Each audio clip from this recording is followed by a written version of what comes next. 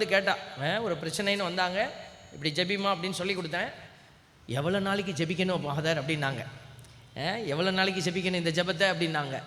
நான் ஒரே ஒரு பதில் தான் சொன்னேன், நீ சோறு சாப்பிட்ற வரைக்கும் ஜெபிமா அப்படின்னேன். நீ எப்போ சாப்பாடு வேண்டான்னு நிப்பாட்டுறியோ அப்போ இந்த ஜெபத்தை நிப்பாட்டிரு.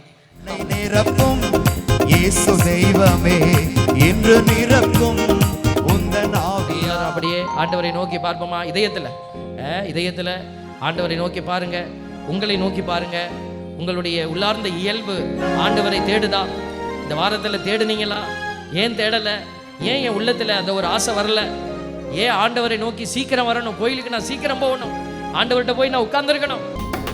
உம்மைத்தான் நான் பார்க்கின்றேன், பிரகாசம் அடைகின்றேன். ரெட்ரீட் அப்படின்ற வார்த்தையை நம்ம அடிக்கடி கேள்விப்பட்டிருக்கிறோம். அதை எழுதும் பொழுது RETREATன்னு எழுதுவாங்க. அதை ஒரு சின்ன சேஞ்ச் பண்ணுங்கள். RE போட்டு ஒரு சின்ன கோடு போட்டு TREAT போடுங்களேன். RE சின்ன ஐஃபன் ட்ரீட்டு, ரீட்ரீட்டு. பாருங்க, எழுத்து அப்படி பிரியுது பார்த்தீங்களா? இதுதான் தியானம். ரீட்ரீட்னா என்ன? நான் பேசினது சரியா? நான் பார்த்த பார்வை சரியா? நான் இந்த விஷயத்தை டீல் பண்ண முறை சரியா? எல்லாம் சரிதான் அப்படின்னு ஒரு வார்த்தையில் சொல்லிட்டு போகக்கூடாது. என்னை நிரப்பும் இயேசு தெய்வமே இன்று நிரப்பும் உந்தன் ஆவியார். எல்லோரும் கைகளை தட்டி சேர்ந்து பாடுவோம்.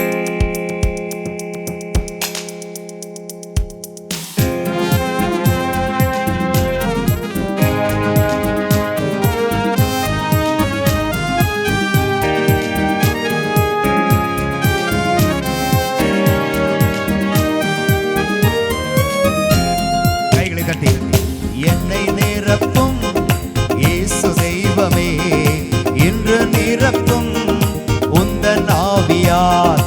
என்னை நிரப்பும் இயேசு தெய்வமே இன்று நிரப்பும் உந்தன் ஆவியார். மீண்டுமாய் என்னை நிரப்பும், கைகளை கட்டி, இயேசு தெய்வமே இன்று நிரப்பும் உந்தன் ஆவியார்.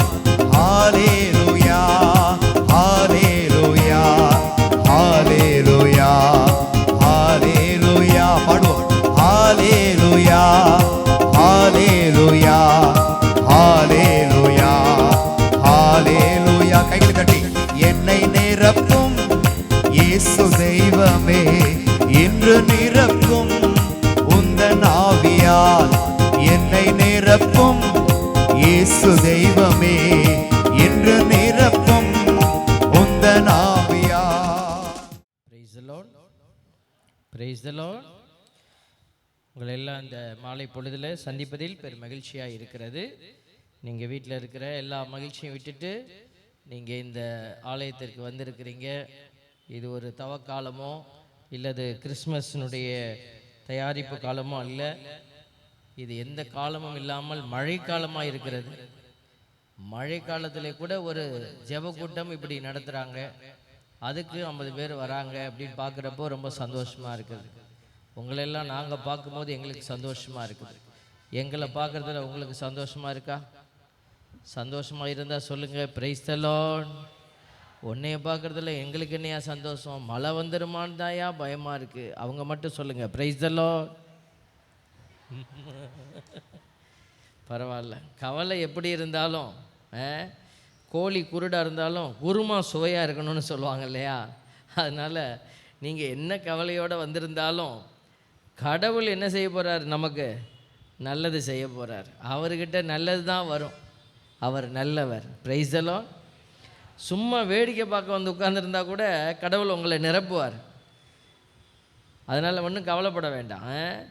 அதனால் ஆண்டவருக்கு பாதத்தில் வந்து உட்கார்ந்தாலே போதும், அவர் நன்மை செய்ய தயாராக இருக்கிறார். Price the Lord. நம் இயேசு நல்லவர், ஒருபோதும் கைவிடார், ஒரு நாளும் விலகிடார். அவர் ஒருபோதும் கைவிடார், ஒரு நாளும் விலகிடார். ஒன்று சேர்ந்து நாம் என்ன எல்லாம் உடனே கைதட்ட ஆரம்பிச்சிட்டீங்க. ஒன்று சேர்ந்து நாம் துதிப்போம், சாத்தானை மிதிப்போம், தேசத்தை சுதந்தரிப்போம். எதை மிதிக்கணும்? இப்போ சாத்தானை மிதிக்கணும். எப்படி மிதிக்கிறது?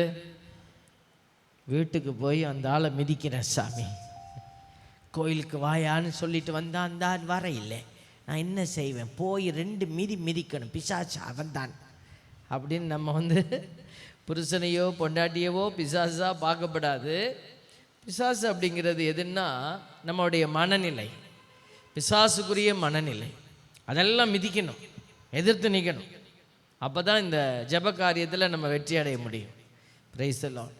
ஆண்டவர் பாருங்க, இன்னைக்கு சாத்தானை மிதிப்போம் அப்படின்னா இன்னைக்கு நீங்கள் மிதிச்சுட்டு தான் வந்திருக்கிறீங்க. சீப்போ சாத்தானே அப்படின்னு எதை மிதிச்சுட்டு வந்திருக்கிறீங்க? ஒன்றையும் மிதிக்கலையே நாங்கள் அப்படின்னு காலை பார்க்கக்கூடாது. வீட்டில் இருக்கிற டிவியை உதறி தள்ளிட்டு வந்திருக்கிறீங்க. நாகினி, நந்தினி, மோகினி, எதிர் நீச்சல், ராஜா ராணி, அப்புறம் என்ன, கணவனே கண்கண்ட தெய்வம். நானாக சொல்கிறேன், இது கண்டிப்பாக ஒரு சீரியலாக தான் இருக்குன்னு நினைக்கிறேன். இப்படி அநேக என்டர்டெயின்மெண்ட் உங்களுக்கு டிவியை திறந்தா இருக்குது. அதையெல்லாம் விட்டுட்டு நீங்கள் இங்கே ஒரு 50-100 பேர் வந்திருக்கிறீங்க அப்படின்னா உண்மையாகவே சாத்தானை எதிர்க்கிற பிள்ளைகளாக நீங்கள் இருக்கிறீங்க. ஹல்லேலூயா, பிரைஸ் தி லார்ட். ஆமாம், பல வருடத்துக்கு முன்னாடி இந்த ஜெப கூட்டங்கள் இங்கே நடந்திருக்கு. அப்பப்போ நடந்திருக்கும், இந்த தொடர்ச்சியாக இங்கே நடந்தது. நானே 2 தடவை வந்திருக்கிறேன் உங்கள் புன்னை நகருக்கு. அப்போல்லாம் இந்த மூஞ்சி யாருக்கும் பெருசாக தெரியாது. இந்த மூஞ்சி யூடியூப்பில் வரலை, அதனால் பெருசாக தெரியாது. இப்போ யூடியூப்பில் வந்துருச்சு, அதனால் நிறையா பேருக்கு இது தெரிஞ்ச முகமாக மாறிடுச்சு. பாருங்கள், அப்பொழுதெல்லாம் இந்த இடத்துல ப்ரேயர் நடந்தது. மீண்டுமாய் அது கொஞ்சம் இடைப்பட்ட காலமாக மாறி இருக்கலாம். அதனால தான் இந்த இடைப்பட்ட காலத்துக்கெல்லாம் சேர்த்து ஜெபிக்கிறதுக்கு ஆண்டவர் உங்களை கூட்டிகிட்டு வந்திருக்கிறார். அதனால் நம்ம எப்படி ஜெபிக்கணும்? உற்சாகமாக ஜெபிக்கணும், உள்ளார்ந்த அன்போடு ஜெபிக்கணும், ஆண்டவரோடு இணைந்திருந்து ஜெபிக்கணும். அதுக்கு இந்த மாதிரி பிசாசெல்லாம் நம்ம என்ன செய்யணும்? மிதிக்கணும். பிசாசை மிதித்தா தான் நம்ம மேலே ஆண்டவரோடு நிற்க முடியும். இல்லைன்னா பிசாசு ஏறி நம்ம தலையில் உட்காந்திப்பான். அதுக்கு தான் நடுவில் நம்ம அல்லேலூயா சொல்கிறோம். பிசாசை மிதிக்கிறதுனுடைய ஒரு அடையாளம் நம்ம சொல்கிற அல்லேலூயாவில் இருக்குது, பிரைஸ் தி லார்டில் இருக்குது, இயேசுவே நன்றின்னு சொல்கிறதுல இருக்குது. துதிங்கன்னு சொல்லும்போது நீங்கள் வாயை திறந்து கையை கரங்களை உயர்த்தி கண்ணை மூடி இயேசுவே நன்றின்னு நீங்கள் துதிக்கிறீங்க பார்த்தீங்களா? ஆண்டவரே உமக்கு நன்றின்னு. அந்த துதியின் நேரத்தில் நீங்கள் பிசாசை மிதிக்கிறீங்க. பிசாசுக்கு இதெல்லாம் பிடிக்காது, பிசாசுக்கு இது எதுவுமே பிடிக்காது. ஆனால் பிசாசு நம்மளை பிடிக்கும். பிசாசுக்கு உங்களை ரொம்ப பிடிக்கும், அதனால் உங்களை பிடிக்கும். அது பிடிச்சிருக்குன்னு நமக்கு எப்படி தெரியும்? பிசாசு என்னைய பிடிச்சிருக்குதா அப்படின்னு கண்ணாடியில் போய் பார்த்தா தெரியுமா? முகத்தை பார்த்தா, கண்ணாடியில் பார்த்தா பிசாசு பிடிச்ச முகம் தெரியுமா? தெரியவே தெரியாது. பிசாசு முடித்த முகம் நல்லா மேக்கப் போட்டுட்டு தான் வரும். அது நல்லபடியாக ட்ரெஸ் பண்ணியிருக்கும், சுடிதார் போட்டிருக்கும், புடவை கட்டியிருக்கும், பேண்ட்டு ஷர்ட்டு போட்டிருக்கும், வேட்டி சட்டை கட்டியிருக்கும், அங்கி கூட போட்டிருக்கும். ஆமாம், அது எப்படி வேணாலும் இருக்கும். ஆனால் பிசாசு எனக்குள்ளே இருக்கிறதா அப்படிங்கிறத நம்ம கண்டுபிடிக்கணுன்னா எப்படி பிடிக்கலான்னா, கடவுளை துதிக்கவே துதிக்காது. அது தீயாவி பிடிச்சவங்களை கூட்டிகிட்டு வருவாங்க. அப்போ ஜெபிக்கும் போது அவங்கக்கிட்டேருந்து நமக்கு வெளிப்படுற ஒரு அடையாளம் என்னென்னா, அல்லேலூயா சொல்லு, பிரைஸ் தி லார்ட் சொல்லுங்கள், இயேசுவே நன்றி, நான் சொல்கிற ஜெபத்தை சொல்லுங்கள், இயேசுவே நன்றி அப்படின்னு சொன்னால் அது சொல்லவே சொல்லாது. அப்படின்னா என்ன அர்த்தம்? உள்ளுக்குள்ளே கீழ்ப்படியாத, கடவுளுக்கு கீழ்ப்படியாத ஒரு ஆவி இருக்கும். அது கடவுளை புகழாது. அப்படிப்பட்ட ஒரு ஆவி உங்களுக்குள்ளே இருக்குதுன்னா உங்களால் வாயை திறந்து ஒரு அல்லேலூயா சொல்ல முடியாது, பிரைஸ் தி லார்ட் வராது. அது உங்களுக்குள்ளே பிசாசு பேசிக்கிட்டே இருப்பான். கையை தூக்க சொன்னால் கை தூக்க வராது, கை இப்படி தூக்கிறதுக்கு வராது. அப்படியே வந்தாலும் இதுக்கு மேலே வராது, இதுக்கு மேலே வராது, கை வராது. ஏன் வராது? பிசாசு சொல்கிறான், கையை தூக்காத, எல்லாரும் உன்னையே தான் பார்க்குறாங்க அப்படி சொல்லிடுவான். நானும் அப்படி தான் ஏமாந்தேன். நானும் காலேஜ் படிக்கிறப்போ இப்படி ஜெப கூட்டங்களுக்கு போகும்போது கையை தூக்க சொல்லுவாங்க, எல்லோரும் கரங்களை உயர்த்தி ஜெபிங்கன்னுவாங்க. எனக்கு அப்போல்லாம் இந்த ஜெப கூட்டம் ஆரம்பித்த நாட்கள், இப்போல்லாம் ரொம்ப கிடையாது. அவ்வளோ காலத்தை கடந்து வந்தாச்சு. இப்போல்லாம் எல்லா பக்கமும் நடக்குது. ஆனால் இப்போவும் நிறைய பேருக்கு அது வராது. வாலிப பிள்ளைகளுக்கு சிறப்பாக வராது. நானும் அப்போ காலேஜ் படிக்கும்போது இந்த கை வரலை. கண்ணை இறுக்கி முடிப்பேன், கையை இப்படி தான் வச்சுருப்பேன். ஏன் அப்போ பிசாசு என்கிட்ட சொன்னான், எல்லா பொம்பளை பிள்ளையும் உன்னை தான் பார்க்குறாது அப்படின்னு சொன்னான். எல்லா பிள்ளையும் உன்னை தான் பார்க்குது அப்படின்னு சொன்னான். அன்னைக்கு எனக்கு புரியல, இந்த பிசாசு பொய் பேசுவான் அப்படின்ட்டு. அவன் சொன்னதை நான் நம்பிட்டு கையை தூக்காமவே நின்றுட்டேன். இப்போ எனக்கு ஒரு உண்மை புரியுது. என்னது? அந்த பையன் பொய் சொல்லியிருக்கான். ஒரு பிள்ளையும் நம்மளை பார்க்கல. பார்த்துருந்தா நான் இங்கே இப்படி நிற்பேனா அங்கி போட்டுட்டு? யாராவது ஒருத்தர் பார்த்துருந்தா நேரம் லுங்கி கட்டிக்கிட்டு என் பிள்ளைக்கு நான் பேம்பர்ஸ் மாற்றி விட்டுக்கிட்டு இருப்பேன். இந்த அங்கி போட்டிருக்க மாட்டேன் இல்லை. அப்போ பிசாசு நிறைய நம்மகிட்ட ஏமாற்றிகிட்டே இருப்பான். அதனால தான் சொல்கிறோம், நீங்கள் ஏமாந்துறதை வெளிப்பாக இருந்து ஜெபிங்கள்னு பைபிள் சொல்லுதில்ல. வெளிப்பாக இருக்கிறதுனா எப்படி? கண்ணை திறந்துட்டு சாமியாரை உத்து பார்க்குறதில்ல. இல்லை, என்ன இந்த ஆள் டிவியில் ஒரு மாதிரி செவன் இருந்துச்சு, கண்ணங்கரையர்னு கருப்பாக வருது அப்படின்னு நினச்சி என்னையே பார்த்து நீங்கள் தியானிக்கக்கூடாது. நல்லா இருந்தார், டிவியில் பக்கம் ஒரு மாதிரியாக இருக்கிறாரு, இங்கே பார்த்தா ஒரு மாதிரி எடுப்பாக தெரியுது அப்படின்னு நீங்கள் யோசிச்சிங்கன்னா கடவுள் கடுப்பாயிடுவார். அதனால் இதெல்லாம் பிசாசோடைய சிந்தனைகள், பிசாசோடைய வேலைகள். ஆலயத்திற்கு வருகிற போது தான் 1008 புது புது எண்ணத்தெல்லாம் நடுவில் வைப்பான் மனசில். வீட்டுக்குள்ளே போய் நான் அப்படி பண்ண போகிறேன், இப்படி பண்ண போகிறேன் அப்படின்னு சொல்லுவான். நிறைய பெண்களுக்கு இது குக்கிங் டிப்ஸ் எல்லாம் கொடுப்பான். நீ எப்போதும் சப்பாத்தி இப்படி வெறுமையாக போடுற, நீ போய் மோடி சப்பாத்தி செஞ்சு பாரு. என்ன சப்பாத்தின்னு நீங்கள் இதில் தேடி பாருங்கள், மோடி சப்பாத்தினா என்ன அப்படின்னு. இப்படியெல்லாம் சொல்லி டிப்ஸ் எல்லாம் கொடுப்பான் புதுசாக. அப்போ பாருங்கள், இங்கே உட்காந்துருப்போம், உடம்பு இங்கே இருக்கும், மனசெல்லாம் பிசாசு கையில் இருக்கும். வீட்டை பூட்டிட்டு வந்தியான்னு தான் கேட்பான். பூட்டை இழுத்து பார்த்தேன்னா தெரியலையே, ஐயோ அப்படின்னு மனசு எங்கே போய் நின்றுடும்? உங்கள் வீட்டுக்கு வாசப்படியில் போய் பூட்டை பிடிச்சிக்கிட்டு நின்றுடும்.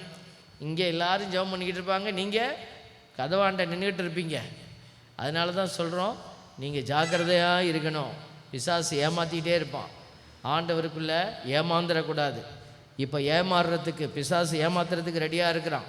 ஏமாறுறதுக்கு ரெடியாக இருக்கிறவங்களாம் சேர்ந்து சொல்லுங்கள், பிரைஸ் தி லார்ட்.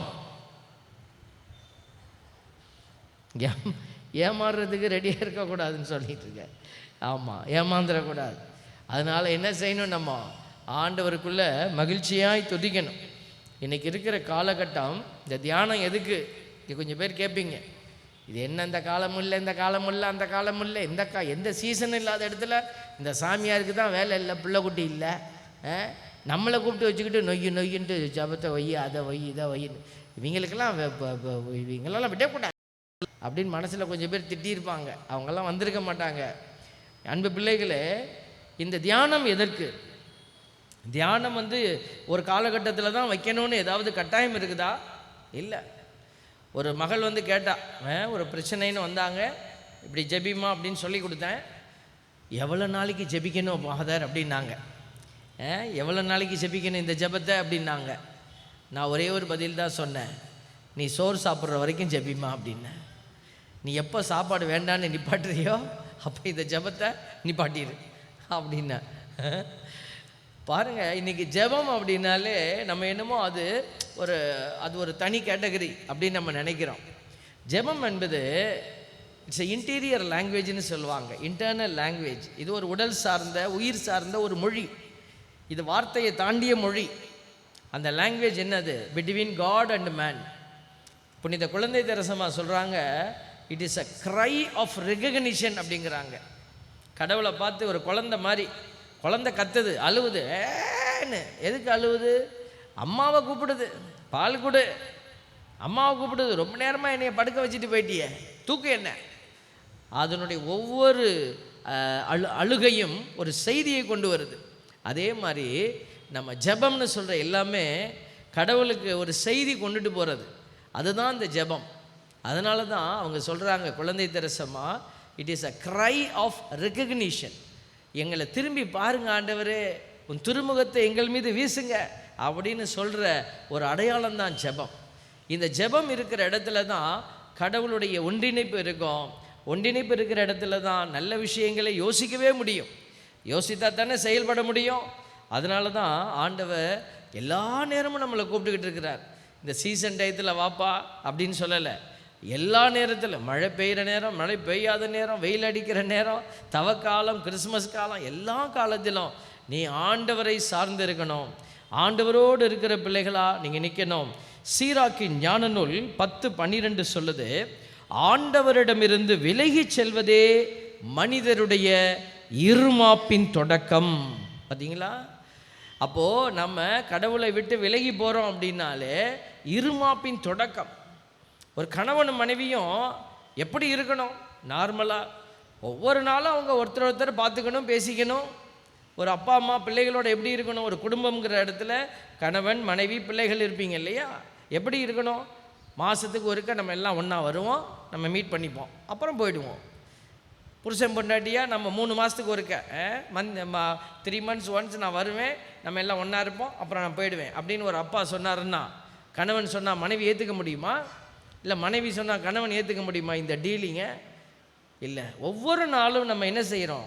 சுக துக்கத்தில் பயணிச்சா தான் அது பேர் குடும்பம். அப்போ கடவுள் மட்டும் எப்படி அந்த குடும்பம் என்கிற அடையாளத்தை விட்டு வெளியில் போக முடியும்? உங்கள் குடும்பத்திற்குள்ள ஒரு நபராக இருக்கிறவர் ஆண்டவர். அவர் அதை தான் சொல்கிறாரு பாருங்க, ஆண்டவரிடமிருந்து விலகி செல்வதே. நீங்கள் ஒரு வாரம் நீங்கள் ஜெபிக்கலை, கோயிலுக்கு வரல, ஞாயிற்றுக்கிழமை வந்ததுங்க, அடுத்தது திங்கள் செவ்வாய் புதன் வியாழன் வெள்ளி சனி, ஒரு ப்ரேயர் இல்லை, ஒரு ஜெபம் இல்லை, கடவுளை நோக்கி அப்பான்னு கூப்பிடலைன்னா இந்த சீராக்கினுடைய 10-12 உங்களுக்கு தான். என்ன எழுதியிருக்கு? ஆண்டவரிடமிருந்து விலகி செல்வதே மனிதருடைய இருமாப்பின் தொடக்கம். பார்த்தீங்களா? அவர்களின் உள்ளம் தங்களை படைத்தவரை விட்டு அகன்று போகிறது. அப்போ படைத்தவரை விட்டு அகன்று போயிடுச்சுன்னா, அவருடைய ஆவி நமக்குள்ளே இல்லைன்னு தெரிஞ்சிச்சுன்னா, அது வெறுமையின் உடல், அது எம்டி ஹவுஸு. ஒரு வீடு பூட்டப்பட்டு யாரும் பயன்படுத்தாமல் கிடக்குன்னா அந்த வீட்டுக்குள்ளே எல்லா புழு பூச்சி வந்து நிற்கும், பூச்சி போட்டெல்லாம் வந்து அந்த வீட்டுக்குள்ளே தங்கும். அதே மாதிரி இந்த ஆத்மா வெறுமையாய் கிடக்குது, கடவுளுடைய பிரசன்னை இங்கே இல்லை அப்படின்னு சொன்னால் அந்த இடத்துல தான் எல்லா விதமான வஞ்சகம், வேதனை, தீமையினுடைய ஆதிக்கம் எல்லாமே வந்து உட்கார்ந்துரும். ரோமையர் 1:25 சொல்லுது, அவர்கள் கடவுளை பற்றிய உண்மைக்கு பதிலாக பொய்மையை ஏற்றுக்கொண்டார்கள். இவங்க தான் என்ன செய்வாங்க? பொய்யானதெல்லாம் ஏற்றுக்கொள்வாங்க. ஏற்றுக்கிட்டு வந்து நம்மக்கிட்டே சொல்லுவாங்க, நாங்கள் ரட்சிக்கப்பட்டோம் அப்படின்வாங்க, நாங்கள் மீட்படைஞ்சிட்டோம் அப்படின்னு சொல்லுவாங்க. எனக்கு ஒரு சில பேர் சொல்லும் பொழுது பாவமாக இருக்கும், அவங்களுக்கு சொன்னாலும் புரியாது. அதனால் அவர்களுக்காக 2 பரலோக மந்திரம் சொல்லணும், அவ்வளோதான். இந்த தேவ பிள்ளைகளே, நீங்கள் எதையாவது சொல்லிக்கொண்டு நான் சரியாய் நிற்கிறேன் அப்படின்னு நினச்சி கொண்டு இருக்காதீங்க. ரோமையர் 1:25 சொல்லுது பாருங்க, படைக்கப்பட்டவற்றை வழிபட்டு அவற்றிற்கு பணி செய்தார்கள், படைத்தவரை மறந்தார்கள், அவரே என்றென்றும் போற்றுதற்குரியவர். அப்போ இன்றைக்கி நிறைய மக்கள், நம்மளுடைய கிறிஸ்தவர்கள், நம்முடைய கத்தோலிக்கர்கள், ஈவன் மற்ற சபைகளில் பைபிளை எடுத்துக்கொண்டு பிரமாதமாய் பேசக்கூடியவர்கள் கூட படைத்தவரை மறந்துட்டு, படைத்தவர் கொடுக்கிற கட்டளைகளை மறந்துட்டு அவர்கள் தங்கள் கட்டளைகளை வைத்து கொள்கிறார்கள். இன்றைக்கி நம்மளுடைய கத்தோலிக்க திருச்சபையில் அது நிறைய நடந்துட்டு இருக்குது பாருங்கள். நிறைய உதாரணங்கள் உங்களுக்கு சொல்ல முடியும். அதெல்லாம் சொன்னால், இது ஒருத்தர் எனக்கு ஃபோன் பண்ணுறார், தூத்துக்குடியிலிருந்து, யாருன்னு தெரியாது, ஒரு சகோதரர், அவருக்காக ஜெபிக்கிறோம். அவர் சொல்கிறார், நீ கத்தோலிக்க திருச்சபைக்கு எதிராக நீ பேசுகிற, சப்பரத்துக்கு முன்னாடி ஆடிட்டு வர்றது தப்புன்னு சொல்கிற, மெழுகுதிரி கொளுத்துறாங்க சப்புன்னு சொல்கிற, சுருவத்தை தொட்டு கும்புறதெல்லாம் தப்புன்னு சொல்கிற. பாருங்கள், அவர் எல்லாம் பாதியாக கேட்ட மேலே யார் சொல்லியும் கேட்டாரா தெரியாது. தேவ பிள்ளைகளை, இதெல்லாம் கத்தோலிக்க திருச்சபையினுடைய முழுமுதல் அடையாளங்கள் அல்ல. இதெல்லாம் மனிதர்கள் உருவாக்கி கொண்ட அடையாளங்கள். எதை செய்ய வேண்டுமோ அதை செய்யாமல், திருச்சபை கற்பிக்கிற சத்தியங்களை நாம் கடைபிடிக்காமல், கடவுளை விசுவசிக்கிறேன் என்கிற போர்வையில் நம்ம வேறு விதமான அடையாளத்திற்குள்ளே போய் நின்னோன்னா அது உங்களுடைய அடையாளம், அது வெற்றி அடையாளமாக கூட இருக்கலாம். அதனால தான் நம்ம சொல்லுகிறோம், இதையெல்லாம் செய்யக்கூடாதா ஃபாதர், சுருவத்தை தொட்டு கும்பிடக்கூடாதா? தாராளமாக தொட்டு கும்பிடலாம். ஆனால் எதை செய்யணுமோ அதை செய்துட்டு நீ அதை செய்யலாம். தொட்டு கும்பிட்றது என்ன? அந்த சுருவத்தை நம்பி அல்ல, அந்த சுருவத்தில் இருக்கிற புனிதரை நம்ம என்ன செய்கிறோம்? அன்பு செய்கிறோம். அந்த அன்பின் அடையாளம். ஒரு குழந்தைய நீங்கள் பார்க்குறீங்க, உடனே என்ன பண்ணுறீங்க? கன்னத்தை கிள்ளி முத்தம் கொடுத்துக்கிறீங்க. ரொம்ப தூரத்துலேருந்து வராங்க, பார்க்குறீங்க, ஓடி போய் கட்டி பிடிக்கிறீங்க. ஸ்ரீலங்காவுக்கெல்லாம் போனால் உடனே என்ன செய்வாங்க? கட்டி பிடிச்சி கன்னத்தோட கன்னத்தை வச்சு வாழ்த்து சொல்லிப்பாங்க. இதெல்லாம் ஒவ்வொரு இடத்திற்கு உரிய ஒரு அடையாளங்கள், அன்பின் அடையாளங்கள். நம்ம நார்மலாக இங்கே அந்த மாதிரி நம்ம கட்டி பிடிக்கிறது இல்லை நம்மளுடைய பழக்கம். ஆனால் நம்ம சொந்த பிள்ளைகள் உறவுகள் என்ன நம்ம செஞ்சுக்கிறோம். புதுசாக வராங்கன்னா கரங்களை இறுக்கி பிடிச்சிப்போம். கரங்களை இறுக்கி பிடிச்சிட்டு அவங்கள நம்ம என்ன செய்வோம்? இது பண்ணுவோம், வாழ்த்து சொல்லுவோம். இப்போ சாமியாரை பார்த்தா சில பேர் ஒடியாந்து கையை பிடிச்சி முத்தம் கொடுப்பாங்க. கையை பிடிச்சி முத்தம் கொடுப்பாங்க. சில பேர் பூசை வச்சுக்கிட்டு இருக்கும்போது என் தொந்தியை தொட்டு கும்பிட்டு போகிறாங்க. தொந்தியன்னா என் தொந்தியை தொட்டு கும்பிட்றாங்க. நானும் ரொம்ப நாள் ஒரு நாள் நினச்சிட்டு இருந்தேன், என்ன எல்லோரும் இங்கெங்கே தொட்டு கும்பிட்டு போகிறாங்களே. அப்புறம் தான் பார்த்தா இங்கே ஏசு படம் இருக்குதா. அது கரெக்டாக இங்கே பூசை உடுப்பு போடுறோம்ல, அந்த பூசை உடுப்பில் இருக்கிற படத்தை தொட்டு கும்பிட்றாங்க. பாருங்கள் பிள்ளைகளே, இப்படி நம்ம செய்யலாம். அது ஒரு அன்பின் அடையாளமாக வச்சுக்கலான்னு வச்சுக்கோங்களேன். எதை செய்யணுமோ அதை செய்யாமல் கடவுள் கொடுக்குற கட்டளைகளை எல்லாம் நீங்கள் ஓரமாக வச்சுட்டு நம்ம வேற்று விதமான ஒரு வழிபாட்டை எடுத்து வைத்து கொண்டு இருக்கிறோம் அப்படின்னா கடவுள் என்ன சொல்ல முடியும்? அதுக்கு தான் கடவுள் சொல்கிறார், உண்மை நெறிக்குள்ளே வாங்க, உண்மை நெறியை நீங்கள் என்ன செய்யுங்க? கற்றுக்கொள்ளுங்கள். ரோமையர் 1:26 சொல்லுது, ஆகையால் கடவுள் கட்டுக்கடங்காத, இந்த மாதிரியெல்லாம் நம்ம செய்கிறதுனால கட்டுக்கடங்காத, நல்லா கவனிங்க, இழிவான பாலுணர்வு கொள்ள அவர்களை விட்டுவிட்டார். இச்சைக்குரிய ஒரு எண்ணங்கள் பெருகிருச்சு. அவங்க சொல்கிறாங்க, ஃபாதர் நான் பாவ சங்கீதனம் பண்ணுறேன், நான் கோயிலுக்கு போகிறேன், நான் சாமி கும்பிட்றேன், ஆனால் எனக்கு ஒன்றும் முடியல, எனக்கு எந்த உணர்வுலாம் போக மாட்டேங்குது, நான் பாவத்தை திருப்பி செய்கிறேன் அப்படின்னா என்ன அர்த்தம்னா இன்னும் அந்த நபர் உண்மை வழிபாட்டுக்குள்ளே வரலன்னு அர்த்தம். மற்ற சபையார் சொல்வது போல் நீங்கள் இன்னும் ரட்சிக்கப்படலை, ரட்சிப்பை பெறலை அப்படின்னா என்ன அர்த்தம்? பைபிள் சொல்லுகிறபடி பார்த்தா நீங்கள் ஆவியில் புதுப்பிறப்பு அடையலை. அதனால தான் இன்றைக்கி ஒரு தலைப்பை நம்ம வச்சு பேசுகிறோம். இன்றைக்கி நான் முன்னாடி வச்சிருக்கிற ஒரு தலைப்பு லூக்கா நற்செய்தி 13வது அதிகாரம் 6-9 வரை உள்ள இறைவசனத்தை நம்ம இப்போ வாசிக்க போகிறோம். காய்க்காத அத்திமரத்தை தேடி நம்ம போகிறோம். Price the Lord. இந்த தியானத்துடைய ஒரு தலைப்பு காய்க்காத அத்திமரத்தை தேடி. எடுத்து வாசிப்போமா? லூக்கா நற்செய்தி 13வது அதிகாரம் 6-9 வரை உள்ள இறைவசனத்தை நான் வாசிக்கிறேன். லூக்கா நற்செய்தி 13:6-9. இயேசு இந்த ஓமையை கூறினார். ஒருவர் தம் திராட்சை தோட்டத்தில் அத்திமரம் ஒன்றை நட்டு வைத்திருந்தார். அவர் அதில் கனியை தேடியபோது எதையும் காணவில்லை.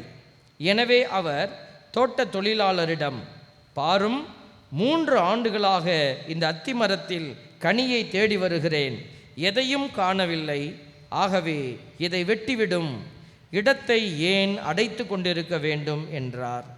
தொழிலாளர் மறுமொழியாக, ஐயா, இந்த ஆண்டும் இதை விட்டு வையும், நான் இதை சுற்றிலும் கொத்தி எரு போடுவேன், அடுத்த ஆண்டு கனி கொடுத்தால் சரி, ஆனால் இதை வெட்டிவிடலாம் என்று அவரிடம் கூறினார். ஆண்டவரின் அருள்வாக்கு. கிறிஸ்துவே உமக்கு புகழ். பாருங்க, இந்த லூக்கா நற்செய்தியில் இந்த பகுதி 6-9 வரைக்கும் இருக்குது. அதுக்கு முந்தைய பகுதி நான் அதை வாசிக்கலை. அந்த என்ன சொல்லியிருக்கு பாருங்க, 13:1-8 வரைக்கும் என்ன தலைப்பில் எழுதியிருக்கிறாங்கன்னா, மனம் மாறாவிடில் அழிவு. மனம் மாறாவிடில் அழிவு. அப்போ அதை சொல்கிறாரு. அதை சொல்லிட்டு தான் மனம் அது பகுதியை வீட்டில் போய் வாசிச்சு பாருங்க. கடைசியாக சொல்கிறாரு பாருங்க, 5வது இறைவசனம், அப்படி என்று என உங்களுக்கு சொல்லுகிறேன், மனம் மாறாவிட்டால் நீங்கள் அனைவரும் அவ்வாறே அழிவீர்கள். இந்த கான்டெக்ஸ்ட் அந்த இது சொல்லணும்ல, கனெக்ஷன் காட்டணும்ல உங்களுக்கு. மனம் மாறாவிட்டால் நீங்களும் அவ்வாறே அழிவீர்கள் அப்படின்னு சொல்லிட்டு அதனுடைய தொடர்ச்சியாக தான் இந்த பகுதி வருது. இப்போ நான் வாசித்தது. இப்போ பாருங்கள், அதுக்கு சொல்கிறாரு மேலும், அதை தொடர்ந்து. அதான் அந்த மேலும்ங்கிற வார்த்தை மேலே சொன்னதுக்கு கீழே சொல்கிறதுக்கும் தொடர்பு இருக்குது. அதை தொடர்ந்து மேலும் சொல்கிறார். அப்போனா அந்த அந்த அந்த பாயிண்ட் வந்து கண்டினியூ ஆகுது. மேலும் இயேசு இந்த ஓமையை கூறினார். இந்த விஷயம் உனக்கு புரியலன்னா இந்த ஓமையை வச்சு நீ புரிஞ்சுக்கோ அப்படின்னு சொல்லி தான் இந்த ஓமையை சொல்லியிருக்கிறார். அப்போ மேலே சொன்னது என்ன? மனம் மாறலைன்னா அழிவு அப்படி சொல்லிட்டார். எண்டு முதலையே கொடுத்தாச்சு. என்ன நடக்க போகுதுங்கிறத முன்னாடி சொல்லிட்டார். இந்த ஓமையை சொல்கிறார். ஒரு மரம் வச்சிருக்கிறார் ஒரு தோட்டத்தில் ஒருத்தர், அத்தி மரம். அதை வச்சதுலேருந்து அது காய்க்கலை. அதை என்ன செய்யலான்னு முடிவு பண்ணுறாரு? வெட்டிடலான்னு முடிவு பண்ணுறாரு.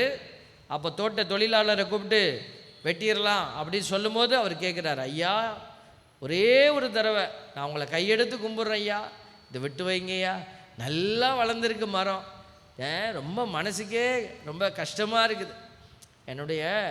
நான் டாக்டர்கிட்ட போனேன் ஒரு பல்லு பிடுங்கலான்ட்டு. பல்லில் ஒரு வலி, பல்லில் ஒரு பல்லு வந்து வலிக்க ஆரம்பிச்சிருச்சு. அந்த பல் வலிக்க ஆரம்பிச்சினோன்னையும் டாக்டர்கிட்ட போனேன். அவர் பல மருந்துலாம் கொடுத்து பார்த்தாரு, அந்த வலி குறையலை. அப்போ அவங்க மனைவியும் டாக்டர் தான், டென்டிஸ்ட்டு. 2 பேரும் ஒரு நாள் இதில் இருந்தாங்க. நான் போயிருந்தேன். அப்போ ஸ்க்ரீனில் அந்த லேடி அவங்க ஒய்ஃப் பார்க்குறாங்க. அவங்க டாக்டர் அவங்களும் பார்த்துட்டு சொல்கிறாங்க, ஹஸ்பண்டை கூப்பிட்டு என்னமோ பேசுகிறாங்க. நான் நினச்சேன், ஐயோ பல்லில் பெரிய கேடு வந்துருச்சு போல இருக்குது, என்னமோ 2 பேரும் பேசிக்கிறாங்கன்ட்டு நான் ஒத்து பார்த்துட்டே இருந்தேன். டாக்டர் என்ன அப்படின்னேன். இல்லை ஃபாதர், ஒன்றும் இல்லை ஃபாதர், பல்லு நல்லா இருக்குது, எதுக்கு அதை போய் பிடுங்கணும்னு வீட்டில் கேட்குறாங்க. அதான் நான் சொல்கிறேன், அவருக்கு வலிக்குதுன்னு சொல்கிறாரு, நான் என்ன பண்ணுறது அப்படின்னு நான் சொல்கிறேன். கடைசியில் பிடுங்கிட்டோம், பல்லு பிடுங்காச்சு, ஒன்றும் பண்ண முடியல. ஆனால் அந்த ஒரு டாக்டருக்கு ஒரு ஒரு ஒரு ஒரு என்ன ஒரு பல்லு தானே பிடிங்கி தூக்கி போட்டு போகலாம், நம்ம பல்லா அவன் பல்லு தானே அப்படின்னு நினைக்கல. பார்த்தீங்களா அந்த டாக்டர் அம்மா? நல்லா இருக்குது, பல்லோட பொசிஷன் எல்லாம் நல்லா இருக்குது, ஏன் அதை போய் பிடுங்கணும் அப்படின்னு அவங்க கேட்குறாங்க. அதே மாதிரி தான் இங்கேயும் இந்த மரம் நல்லா இருக்குது, ஏன் பிடுங்கணும் அப்படின்னு சொல்லி அந்த ஊழியர்காரர் கேட்குறார். அப்போ பாருங்கள், அவர் சொல்கிறாரு, இந்த மரத்தை வச்சதுலேருந்து ஒன்றுமே இல்லையா அப்படின்னு சொல்லும்போது அவர் சொல்கிறாரு, ஐயா இந்த ஆண்டும் இதை விட்டு வையும். இவ்வளோ நாள் விட்டுட்ட, எத்தனை ஆண்டு விட்டீங்க அதெல்லாம் சொல்லலை இங்கே. இந்த ஆண்டும் விட்டு வையும், பலன் கொடுத்தா பார்ப்போம், இல்லைன்னா காலி பண்ணிடுவோம். பிரைஸ் எல்லாம், பிரைஸ் எல்லாம். ஆண்டவரோட இருக்கிறவங்கெல்லாம் சேர்ந்து சொல்லுங்கள், பிரைஸ் எல்லாம். பிசாசின் கட்டுப்பாட்டுக்குள்ளே இருக்கிறவங்க மட்டும் சொல்லுங்கள், பிரைஸ் எல்லாம். பரவாயில்ல, எல்லாரும் சுதாரிச்சிட்டாங்க. கொஞ்சம் பேர் முறைக்கிறாங்க, இந்தாடி இந்த எடுபட்ட பையன் ஏமாற்றிட்டே இருப்பான், இன்னுமே இவன் சொன்னால் சொல்லவே கூடாது, அப்படி மட்டும் இருந்துடக்கூடாது. கெட்ட வார்த்தை கிடையாது, தப்பாக சொன்னாலும் பரவாயில்ல, ஒரு தடவை சொல்லிடுங்க. சொல்லாதவங்களாம் சேர்ந்து சொல்லுங்கள், பிரைஸ் தி லார்ட். பாத்தியா இவ்வளோ பேர் சொல்லலை, பரவாயில்ல, நீங்கள் எல்லாம் சொல்லிக்கிட்டு தான் இருக்கிறீங்க. நான் அப்பப்போ டெஸ்டர் வச்சு பார்ப்பேன், என் பிள்ளைங்க லைட் எரியுதா அப்படின்னு. நானே பார்க்குறேனே, ஆண்டவர் பார்ப்பாரா இல்லையா? ஆண்டவர் பார்த்துட்டே இருக்கார் தன் பிள்ளைகளே, அவர் உற்று பார்க்கிறார். Price the Lord. ஒரு பிரதர் ஒரு பாடுவார் பாருங்க, அவரை பார்க்கிறவங்கெல்லாம் பிரகாசம் அடைவாங்களாம். ஆண்டவரை பார்க்குற பிள்ளைகள் பிரகாசம் அடைவாங்க. இந்த பிரகாசம் வந்து நீங்கள் நினைக்கிற மாதிரி தலையில் ஒளிவட்டம்லாம் தெரியாது, எல்லாம் முகத்துலலாம் பெரிய பளிச்செல்லாம் தெரியாது, ஆனால் மனசில் தெரியும், நம்ம செயலில் தெரியும். அதனால தான் ஆண்டவர் இந்த தியானத்தை கொடுத்து காய்க்காத அத்திமரத்தை தேடி நீ போ அப்படி சொல்கிறார். Price the Lord. இப்போ இந்த பைபிளில் சொல்லப்பட்ட அந்த காய்க்காத அத்திமரம் எங்கே இருக்குது அதை முதல்ல கண்டுபிடிக்கணும். 2 விஷயம் கண்டுபிடிக்கணும். இந்த அத்திமரத்தை வெட்டுனாங்களா விட்டுட்டாங்களா? என்ன நினைக்கிறீங்க? பெரிய பெரிய ஞானிகள் அறிவாளிகள்லாம் இங்கே இருப்பீங்க இல்லையா? அத்திமரத்தை வெட்டுனாங்களா விட்டுட்டாங்களா? பெரிய கேள்வியாக தெரியுதா? என்ன வாயெல்லாம் முணுமுணுக்கிறீங்க, ஒன்றும் கேட்க மாட்டேங்குது. பரவாயில்ல, நானே சொல்லிடுறேன். அதை வெட்டுனாங்கன்னு சொல்லலை, விட்டுட்டாங்கன்னு சொல்லலை. ஆம்பிக்யூஸ்னு ஆங்கிலத்தில் சொல்லுவாங்க. முடிவு இப்படியும் இல்லை அப்படியும் இல்லை, அப்படியே விட்டு வச்சுருக்காங்க. இப்போ இந்த முடிவை யார் கையில் விட்டு வச்சிருக்கிறாங்க? யார் முடிவு எடுக்கணும்? தோட்ட தொழிலாளரா? அந்த மரம் தான் முடிவு எடுக்கணும். எங்கே இருக்குது அந்த மரம்? புன்னை நகரில் புன்னகையோடு உட்கார்ந்துருக்கு. என் மகளே, என் மகனே, நீதான் அந்த மரம். Price the Lord. பைபிள் நம்ம இன்னைக்கு தலைப்பு எதை நோக்கி போகிறோம்? காய்க்காத அத்தி மரத்தை தேடி. அந்த காய்க்காத அத்தி மரம் யாரு? நீங்களா இருந்தீங்கன்னா உங்களுக்குள்ளே நீங்கள் தேடி போகணும். காய்க்காத அத்தி மரத்தை தேடி போகிற அந்த ஒரு அழைப்பை தான் ஆண்டவர் கொடுக்குறாரு. ஏன் இந்த மரம் காய்க்கலை? இதோ நான் மீண்டும் இந்த மரத்துக்கு ஒரு அட்டென்ஷன் கொடுப்பேன், கொத்தி எரு போடுவேன், இந்த மரம் பலன் கொடுக்கும். நான் நம்புறேன்னு கடவுள் நம்புறாரு. நீங்க நம்புறீங்களா? Praise the lord. ஹல்லேலூயா. ஆண்டவரே இதோ இந்த நேரத்தில் உதவி செய்கிறார். இறைவார்த்தைகள் வழியா ஆண்டவர் சொல்றாரு, இந்த மரத்தை நம்ம வெட்டிடலாம், உடனே வெட்ட மாட்டார். ஆண்டவர் பொறுமையோடு காத்திருக்கிறார். நம்ம என்ன செய்யணும்னா, நம்ம வாழ்க்கையில் உலகத்தை நோக்கியே பார்த்து பார்த்து பழகிட்டோம். இப்போ இந்த மாதிரி வாய்ப்பு கொடுக்குறப்ப தான் நம்ம கடவுளை கொஞ்சம் நேரம் பார்க்க முடியும். கடவுளை நோக்கி பார்த்தீங்கன்னா தான் நீங்கள் பிரகாசம் அடைய முடியும். எல்லாரும் அப்படியே ஆண்டவரை நோக்கி பார்ப்போமா? இதயத்தில் ஆண்டவரை நோக்கி பாருங்க, உங்களை நோக்கி பாருங்க.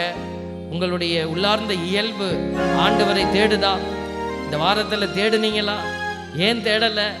ஏன் என் உள்ளத்தில் அந்த ஒரு ஆசை வரல? ஏன் ஆண்டவரை நோக்கி சீக்கிரம் வரணும்? கோயிலுக்கு நான் சீக்கிரம் போகணும், ஆண்டவர்கிட்ட போய் நான் உட்கார்ந்துருக்கணும், ஆண்டவரை பார்த்து முகமுகமாக பார்த்து பேசணும். ஏன் நமக்கு அந்த ஆசை வரல? இதோ மரியா விடிய காலையிலே எந்திரிச்சு இயேசு செத்து போயிட்டார்னு தெரிஞ்சோம் அவருடைய உடலை தேடி வந்த ஒரு மகள். ஆண்டவர் எவ்வளோ பெரிய சர்ப்ரைஸ் கொடுத்தாரு பார்த்தீங்களா? மரியா நான் தான் அப்படி சொன்னாரே, ரபூனின்னு அவங்க ஓடி போய் கட்டி பிடிச்சாங்களே. நீங்கள் அப்படி ஆண்டவருக்கு உங்களுடைய உள்ளத்திலிருந்து உளமார்ந்த அன்பை கொடுத்தீங்கன்னா அவர் உன் முகத்தை பார்க்க மாட்டார், உன் வயசை பார்க்க மாட்டார், உன் அறிவை பார்க்க மாட்டார். அவர் உன்னுடைய அந்த இதயத்தின் ஆழத்திலிருந்து வருகிற அன்பை நோக்கி பார்த்து உன்னை பார்த்து உன் பெயரை சொல்லி கூப்பிட போறார். இதோ பிரகாசம் அடைவோமா? உம்மைத்தான் நான் பார்க்கின்றேன், பிரகாசம் அடைகின்றேன். சொல்லும் எல்லோரும், உம்மைத்தான் நான் பார்க்கின்றேன், பிரகாசம் அடைகின்றேன். அவமானம் அடைவதில்லை அப்பா, நான் உமது பிள்ளை. அப்பா நான் உமது பிள்ளை, ஒரு நாளும் அவமானம் அடைவதில்லை. கைகளை தட்டி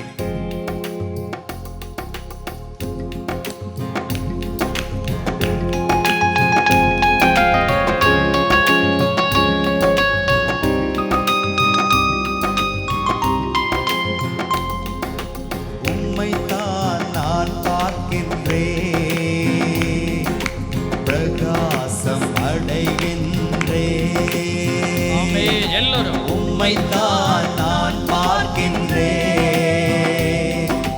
பிரகாசம் அடைகின்றேன். அவமானம் அடைவதில்லை, அவமானம் உமது பிள்ளை. எல்லோரும், அப்பா நான் உமது பிள்ளை, ஒரு நாளும் அவமானம் அடைவதில்லை. அப்பா நான் உமது பிள்ளை, ஒரு நாளும் அவமானம் அடைவதில்லை. உம்மைத்தான் நான் பார்க்கின்றேன், பிரகாசம் அடைகின்றேன். உம்மைத்தான் நான் பார்க்கின்றேன், பிரகாசம் அடைகின்றேன். ஆண்டவருடைய பிள்ளைகள் கண்கள் ஆண்டவரை நோக்கி இருக்கின்றன, உள்ளம் ஆண்டவரை நோக்கி இருக்கிறது. அவர்கள் தான் நேர்மையாளர்கள் என்று சொல்லப்படுகிறார்கள். நேர்மையாளர்கள் எதை செய்தாலும் கடவுளுக்கு இது பிடிக்குமா என்று கேட்டு யோசித்து செய்வார்கள். அவ்வளோதான். உங்கள் வாழ்க்கையிலும் நீங்கள் ஒருவேளை இந்த நேர்மையாளருக்குரிய பாதையில் நடக்காமல் இருந்தால் இன்னைக்கு ஆண்டவர்கிட்ட சொல்லுங்க, இனிமேல் ஆண்டவரே நான் உங்களை சிந்திப்பேன், உங்ககிட்ட கேட்டு செயல்படுவேன் அப்பா சொல்லுங்களேன். கண்கள் நீதிமானை பார்க்கின்றன, செவிகள் மன்றாட்டை கேட்கின்றன. கண்கள் நீதிமானை பார்க்கின்றன, செவிகள் மன்றாட்டை கேட்கின்றன. இடுக்கண் நீக்கி விடுவிக்கின்றே, இறுதி வரை நீ நடத்தி செல்வி. இடுக்கண் நீக்கி விடுவிக்கின்றே, இறுதி வரை நீ நடத்தி செல்வி. அவமானம் அடைவதில்லையே, அப்பா நான் உமது பிள்ளை, அப்பா நான் நான்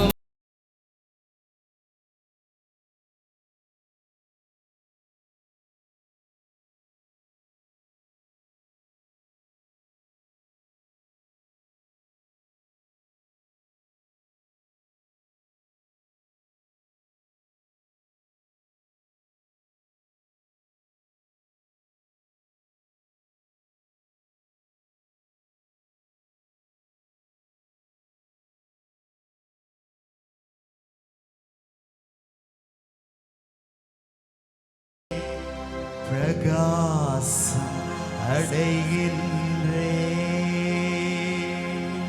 Praise the Lord. Hallelujah. ஆண்டவர் இந்த தியானத்தை எதுக்கு கொடுத்துருக்கிறாரு அப்படின்னு நீங்கள் புரிந்து கொள்ளணும்.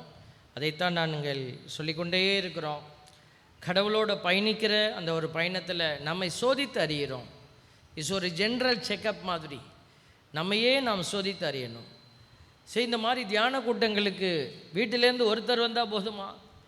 வீட்டில் மற்றவங்கெல்லாம் எங்கே, எப்போ அவங்கள சோதித்தறிய வாய்ப்பு கிடைக்க போகுது பாருங்களேன்.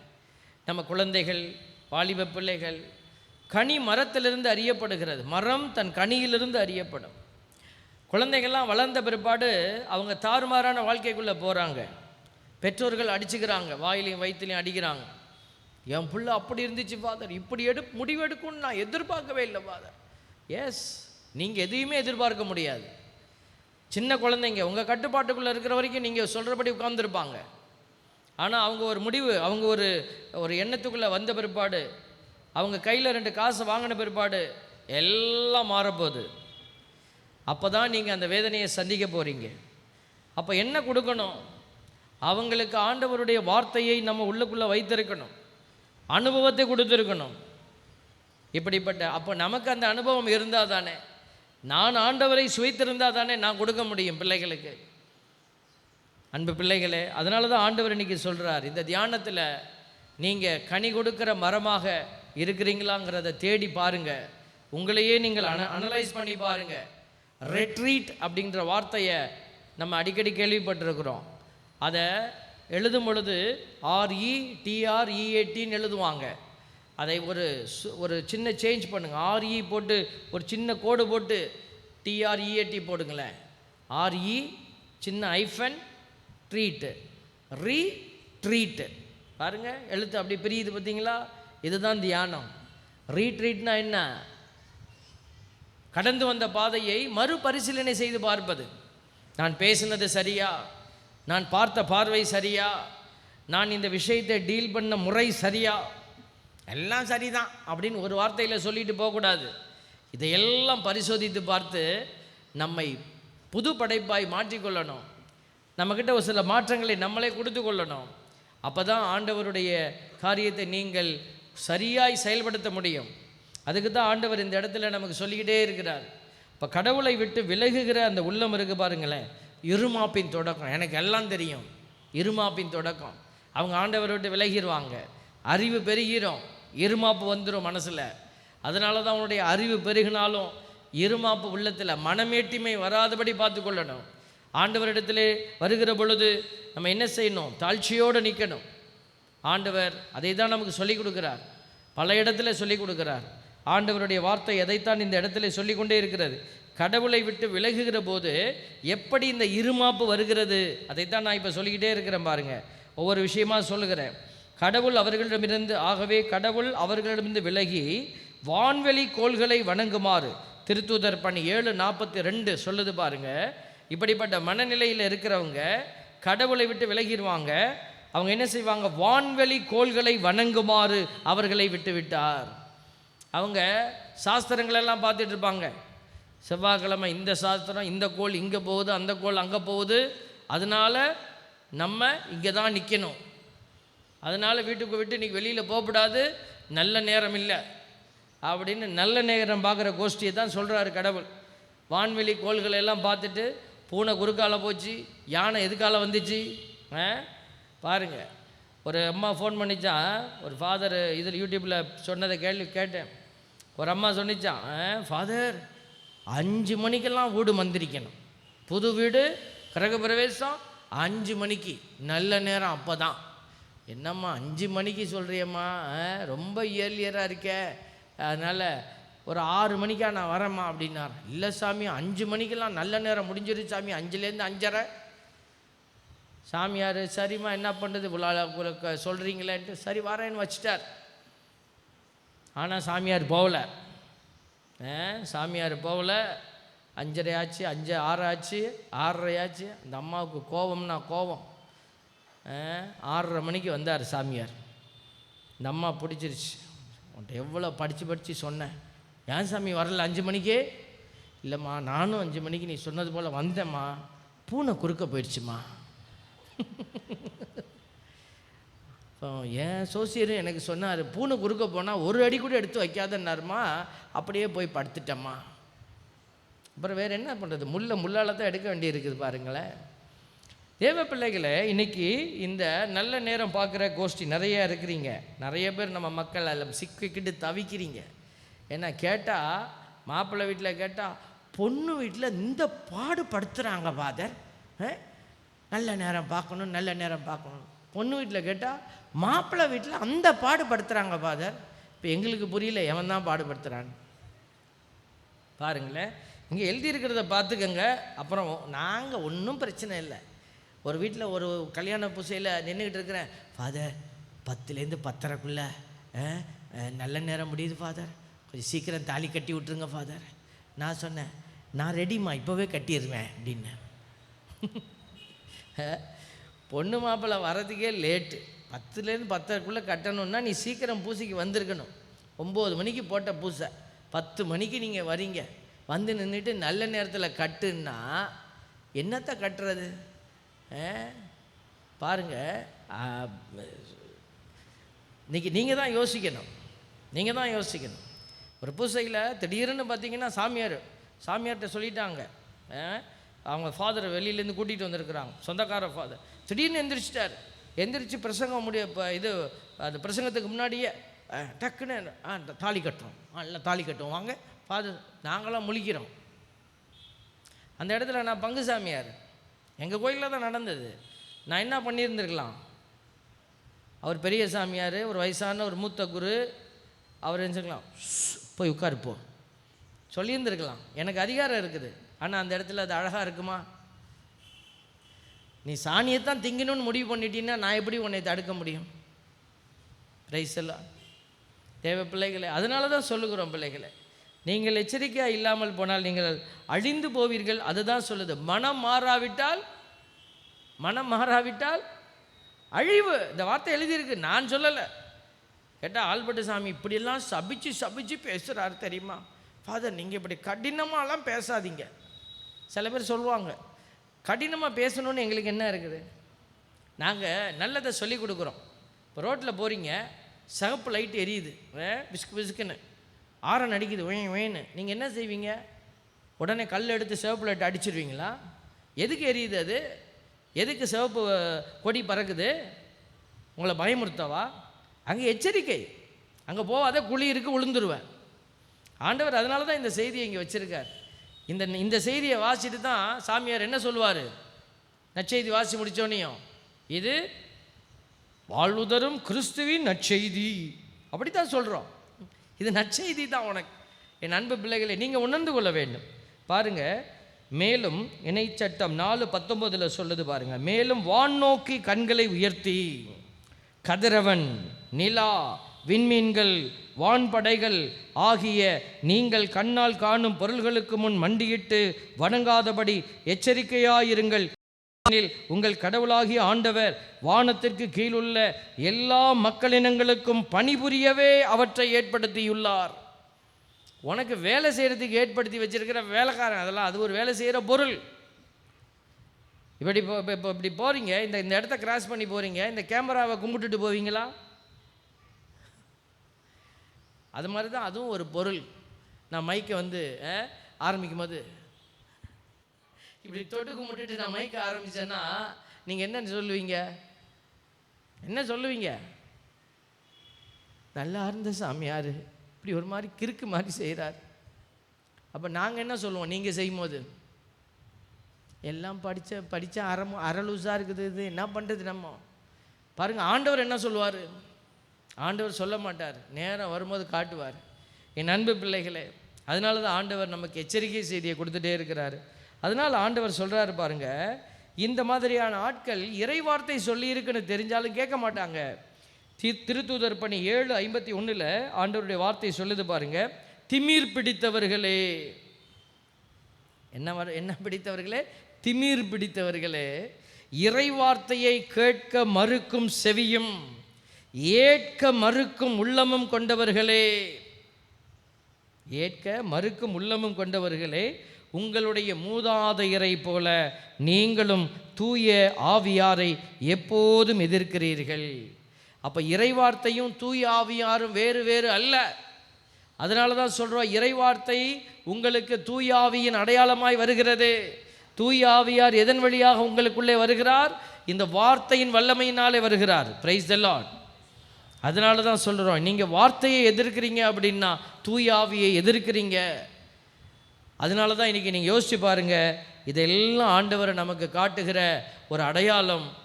நீங்கள் கனி கொடுக்காத ஒரு மரமாக இருந்தால் அதை தேடி உள்ளே போங்க. நீங்கள் அடுத்தவங்களுக்காக ஜெபிக்கிறது அல்ல, உங்களை முதலில் தேடி கண்டுபிடிக்க வேண்டும். உன்னை நீ அறிந்து கொள்வது தான் ஆற்றல். அதனால தான் நீங்கள் எந்த மனநிலையோடு இருக்கிறீங்க, எப்படி இருக்கிறீங்க, அதுதான் உங்கள் பிள்ளைகளுக்கு நீங்கள் கொடுத்து கொண்டு இருக்கிறீங்க. நான் இப்படி ஜபிக்கும் போது இந்த மாதிரி கூட்டத்தில் நான் பார்ப்பதுண்டு. சிறு குழந்தைகள் விளையாண்டுக்கிட்டு இருப்பாங்க, அவங்க அப்பா அம்மா கையை உயர்த்தி கண்ணை மூடி ஜபிப்பாங்க பாருங்கள். அப்போ பார்த்தீங்கன்னாக்க இந்த குழந்தைங்க எப்படி பார்க்கும், குட்டி பிள்ளைங்க அப்பாவை பார்க்கும், அம்மாவை பார்க்கும், ரெண்டு பேரும் ஜபிக்கிறாங்க அப்படின்னோனையும் அதுவும் கண்ணை மூடி அப்படியே ஜபிக்கும். They learn from you. அவங்க கற்றுக்கொள்கிறாங்க. அப்பா முட்டி போட்டு கை தூக்கி இருக்கிறாருன்னா குட்டி பிள்ளையும் முட்டி போட்டு கை தூக்கும். அப்பா இப்படி நிற்கிறாருன்னா அதுவும் அப்படி தான் நிற்கும். அப்பா பூசைக்கு லேட்டாக வராருன்னா அதுவும் பூசைக்கு லேட்டாக தான் வரும்.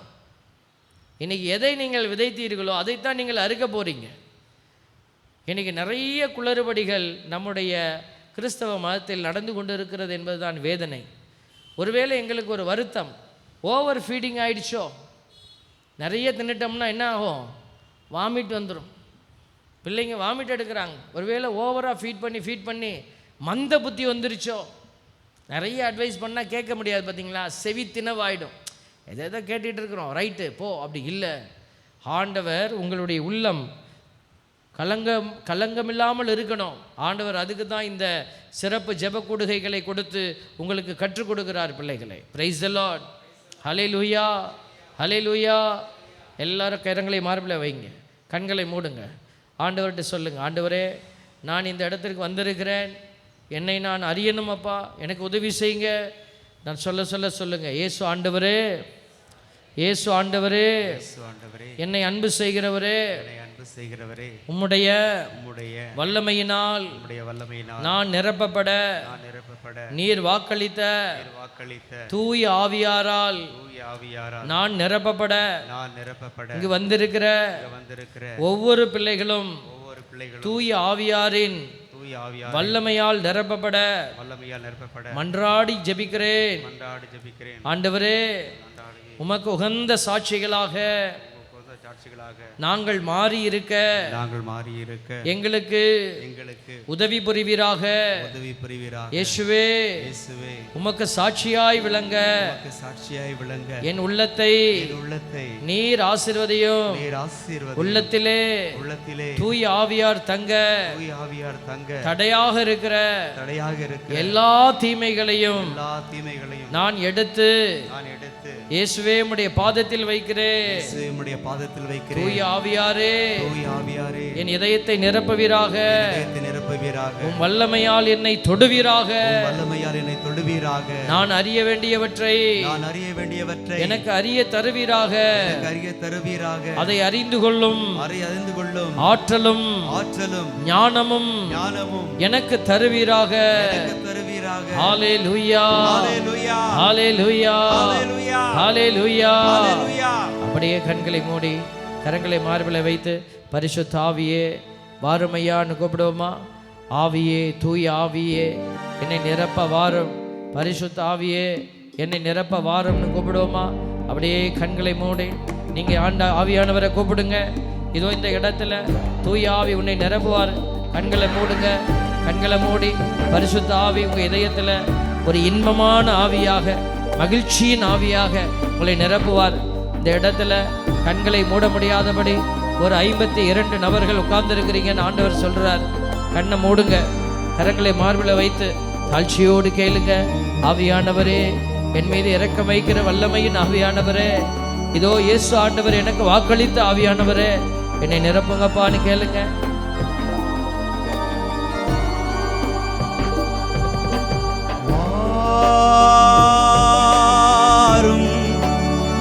விரைந்து வாரும்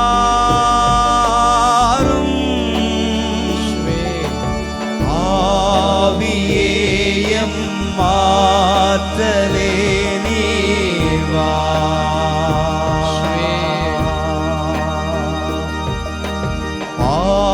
ஆவியம்மை தூய்மையாக்கவா.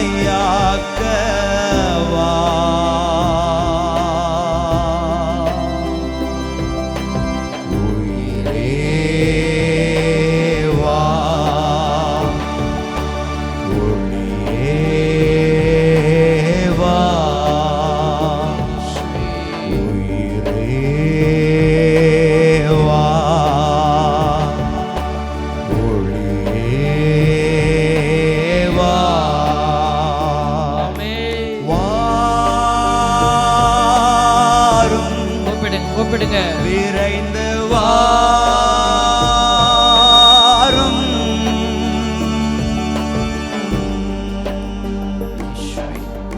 ஆதியில் நீர் திரளின் மீது அசைவாடி கொண்டிருந்த ஆவியானவர், இந்த வார்த்தை சொல்லுகிறது, அசைவாடி கொண்டிருந்தார். ஆவியானவரால் சும்மா இருக்க முடியாது பிள்ளை. நன்மைத்தனங்களை செய்ய நம்மை தூண்டுகிறவர். உங்கள்கிட்ட நன்மைத்தனம் தூண்டப்பட்டதா? நீங்கள் நன்மை செய்யக்கூடிய ஆற்றலை பெற்றிருந்தீங்களா? வீட்டில் போராட்டம், குழப்பம், அதுக்குள்ளேயே நம்ம கடந்துட்டோமே, நன்மை செய்ய முடியாமல் போயிடுச்சே. அப்போனா என்ன அர்த்தம்? தூயாவியினுடைய அசைவாடுதலை நம்ம இன்னும் உணரலன்னு அர்த்தம் இல்லையா? ஒப்பு கொடுங்க. ஆவியே, இதோ அசைவாடுகிற ஆவியே, எனக்குடைய இதயத்தில் நீங்கள் அசைவாடி நன்மை செய்ய என்னை தூண்டும் ஐயா.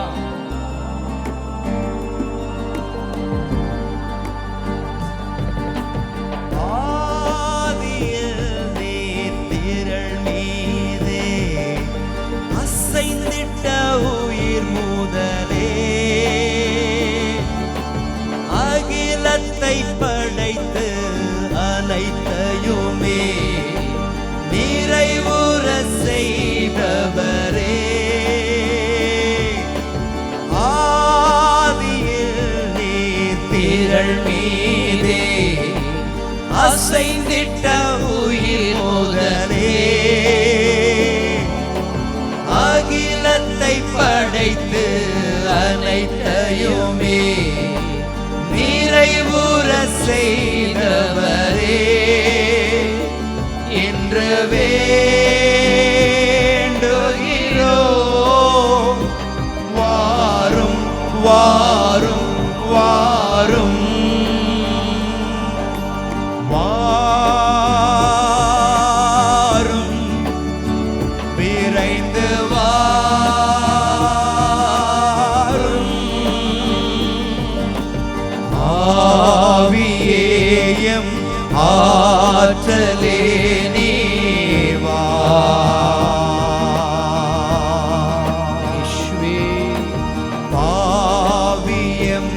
என்னை தூய்மையாக்கவா.